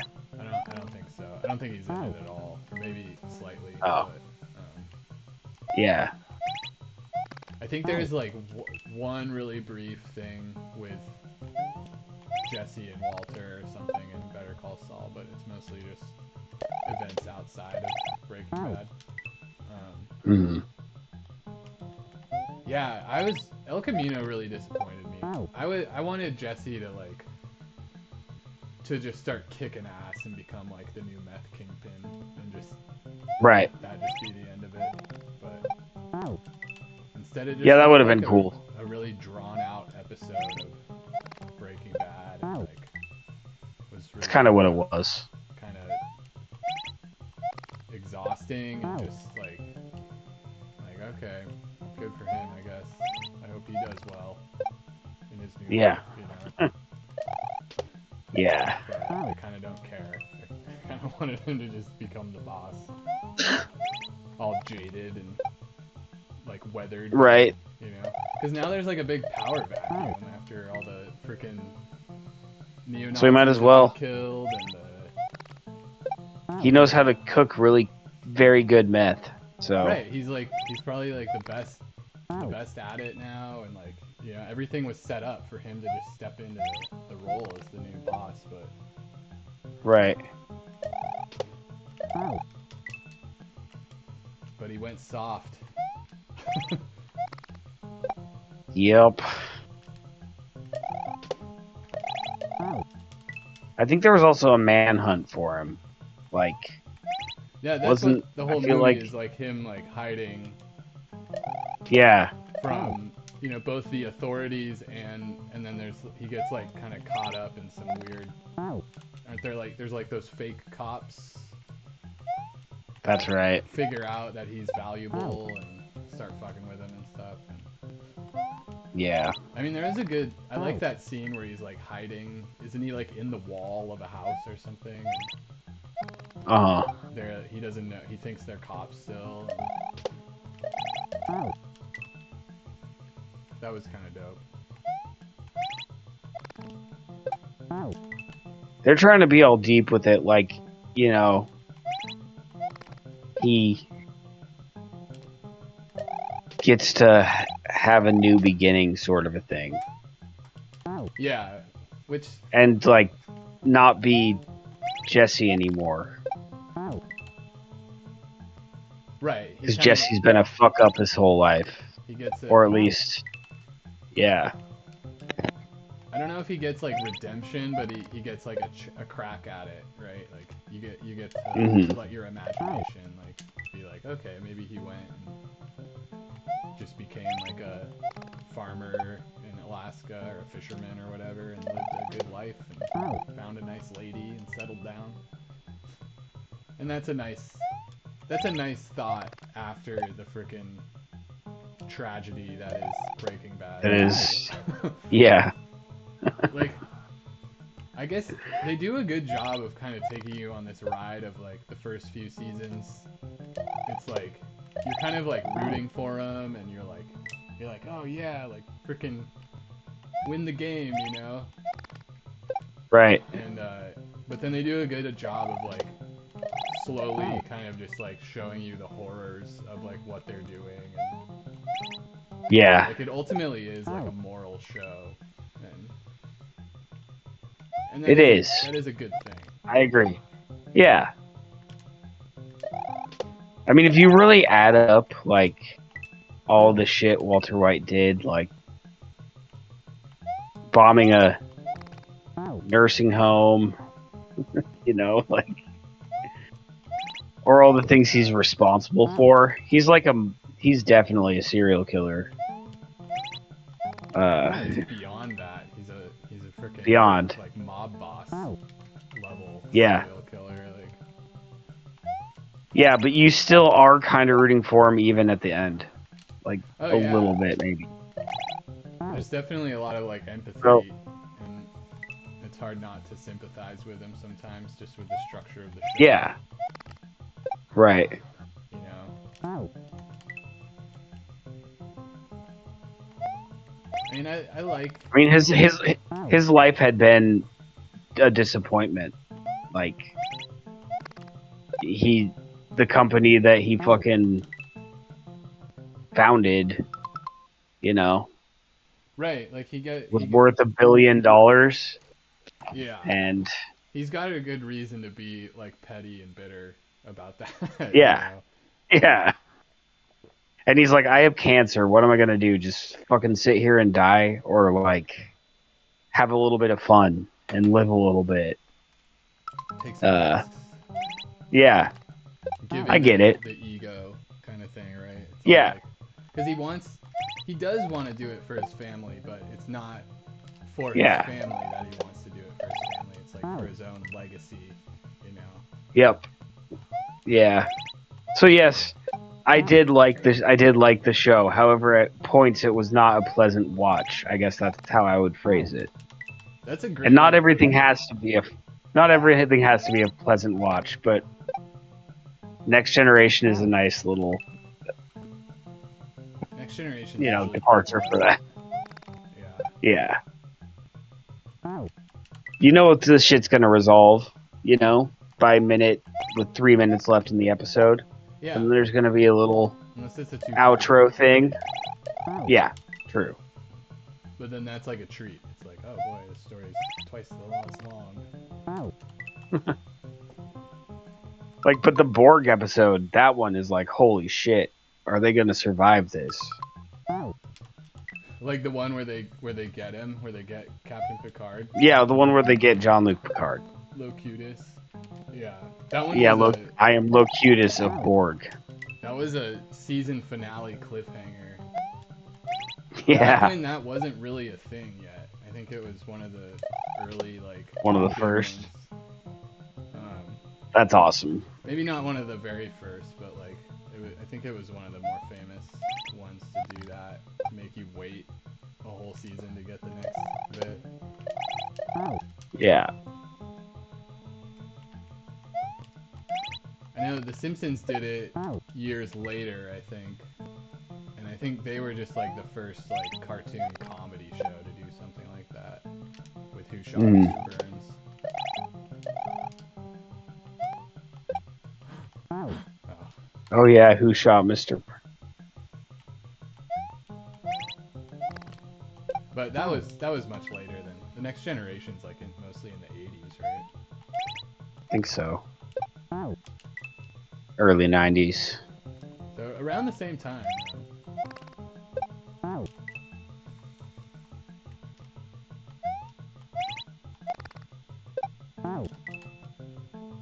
Oh, this level, dude.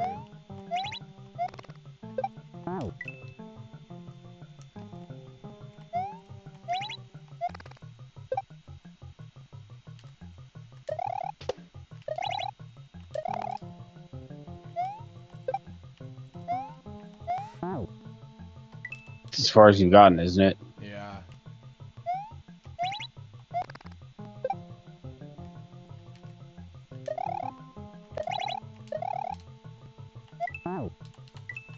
I finished Adventure Time recently, and I'm pissed off because Adventure Time's the best like dinner time watch because it's so short. Oh, So you can yeah. just watch like 2 episodes, and you're done with dinner, and then you can move on. Whereas like now I'm watching Right. Star Trek, and like I'm done with dinner, and there's 40, still freaking half the 45. episode left. Yeah.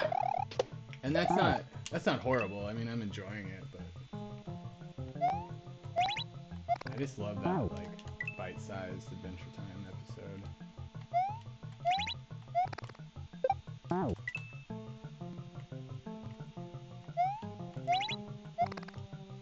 Did you watch Severance?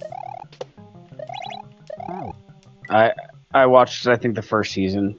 Okay. What did you think of that? Uh I liked it. I wanted, this sounds dumb. I wanted them to focus more on like their outside people finding out, discovering what the fuck was going on and like how they possibly dealt with that. I wanted them to focus more on the outside people as opposed to just the inside world.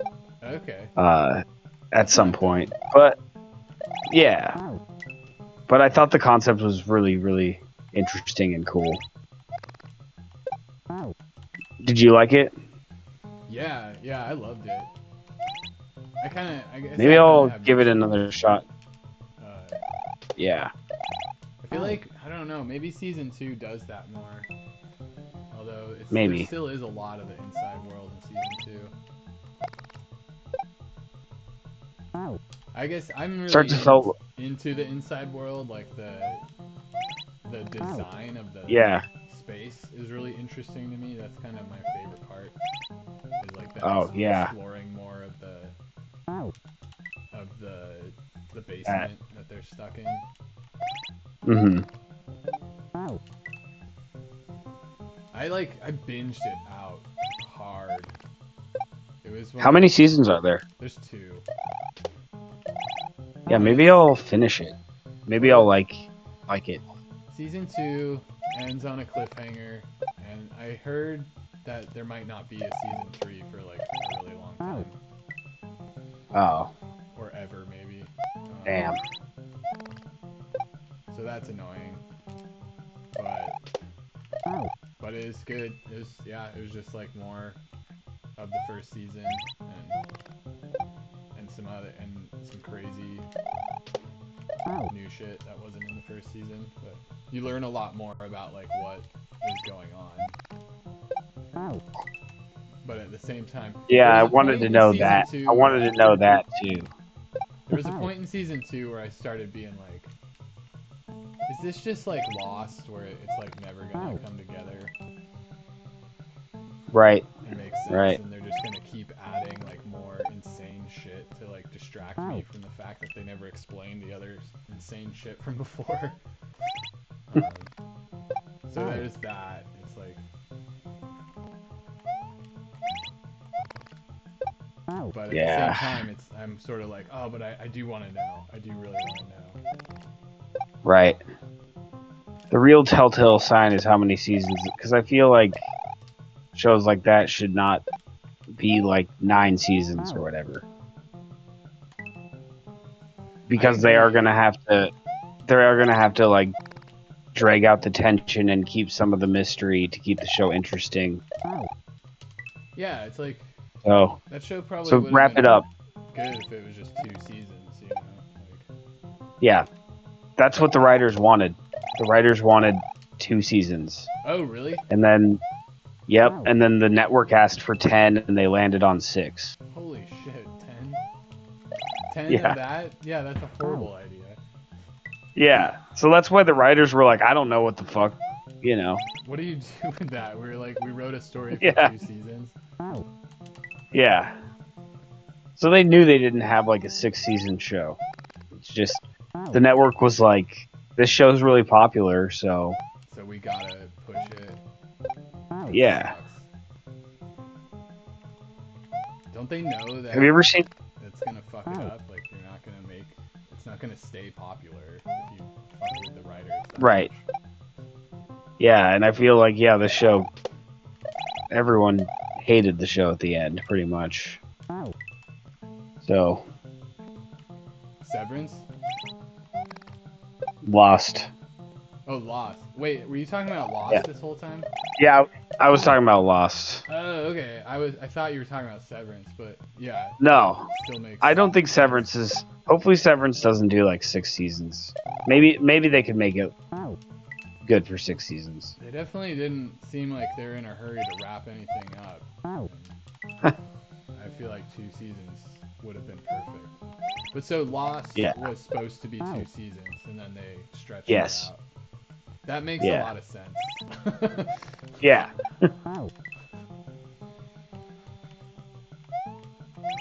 Oh. Have you ever seen the Great North? No. What's that? It's animated. It's a comedy, and it's by the same people who did Bob's Burgers. Oh, But okay. it's very, very good. It's about a family who live in Alaska, basically. But it's really good, like wholesome, kind of absurd humor. Okay. and I enjoy it quite a bit. And I think the episodes are like 15 minutes long. Oh, But okay. That sounds just right. I should check that out. The Great North. yeah, the Great North. Yeah, that's. I could use just a little like wholesome short comedy, animated comedy. Yep. Oh, I never watched Bob's Burgers. I think I'd I say liked never Bob's saw Burgers. it. It kind of vaguely It, reminded me of King of the Hill, even though I know it's different. But that's a very good. It's a very good analog. Almost. They are very similar. Uh, in the yeah, humor. The humor's almost more situational it's situational. It's like than kind of dry. yeah. Dry, really personality driven, Yep. like having these sort of kind of more realistic feeling personalities. Yep. And it's like, oh, this is a funny situation that would arise. Right. But I never got too into King of the Hill, but I did watch a good amount of it. I think I might appreciate King of the Hill more as an adult. I might too. I think they did like a I don't. reboot where freaking Bobby's in college or whatever. Yeah.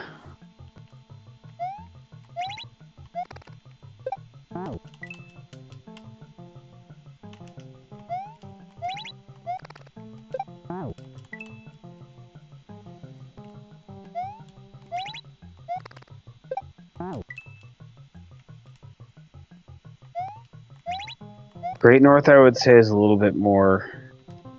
It is those things, but it's like the situations they get up to are so silly and More absurd. yeah, I love some absurd stuff. I love the absurd, like dark humor, like Adventure Time, Rick and Morty. oh yeah, that's good shit. Rick and Morty's so good. Yeah, I love that. I guess I don't know if I'm all caught up with Rick and Morty though. I kind of fell off I don't know either. a season or two I ago. usually because Jade watches it all the time, so I just always watch it when she's watching it, Oh, and right she on. usually just picks random episodes. But obviously, there are some episodes that I I like to watch over and over again. Like I could watch the one where it's like interdimensional commercials over and over again. Oh yeah, that one's good. It's so funny.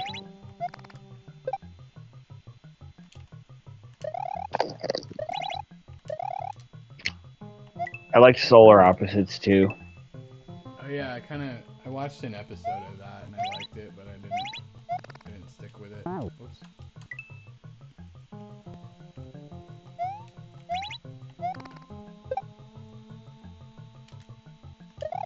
If you like interdimensional cable, do you ever watch like improv comedy?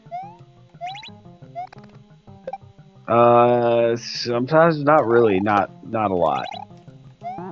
You might love it because I think that's what is going on with interdimensional cable is that they just did a bunch of improv stuff and then animated Yeah, it. Um, yeah, I think you're right. I think he even says that like Morty's all like this like has a more like this interdimensional Improvisational cable has more tone. of a loose feel to it like or something and Rick is like yeah it almost has like an improvisational tone and that sort of fourth wall breaking tone that he does from time to time. Yeah, And that's once he totally what says that, it is. it's like, yeah, that's exactly what this is. But I've been watching Make Some Noise, which is, Hmm. do you know about that? I don't. It's an improv comedy show. Nice. It's basically like you know, it's really the same thing as like whose line is it anyway. Um, Yeah. although I don't think they have an audience, uh, which gives it a bit of a different vibe. But Yeah. but it's, I mean, it can be really freaking. The thing with improv comedies is kind of hit or miss. You know, it's like Right. sometimes it's the funniest shit you've ever seen, and then sometimes it doesn't really do it for you. But Yeah. but if you liked Interdimensional Cable, you might kind of love that. Oh.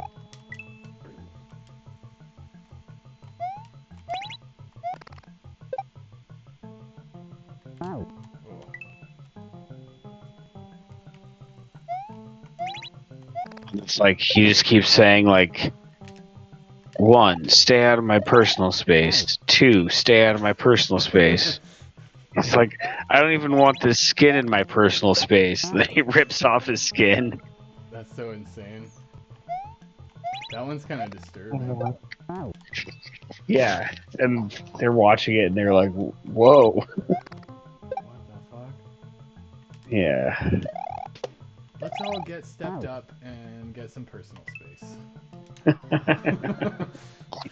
I'll get stepped up and get some personal. Oh, fuck. Literally, they were just like, all right, just talk, and then we're going to record it. And then. Yeah. Or there might have been prompts, you know, I don't know. But Yeah. I think one of my favorites was man versus car. It's like a stadium, and then the car just runs over the man, and the announcer just breaks down laughing, being like, "The cars always win." Cars always win. Shit's so good. What Okay, was like, yeah, okay, all right. one more try, and then I want to show you some funny YouTube videos before bed. Okay. All right.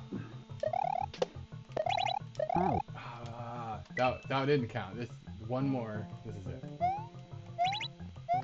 It's not even a try, cause I'm just gonna win. Yeah.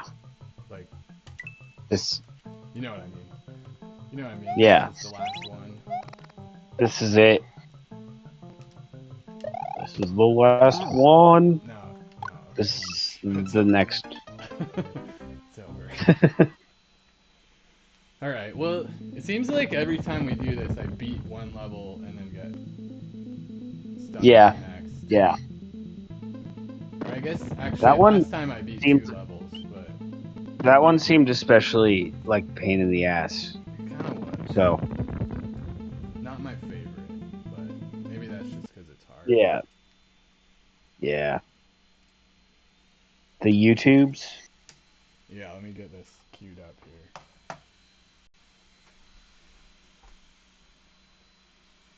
I'm gonna stop.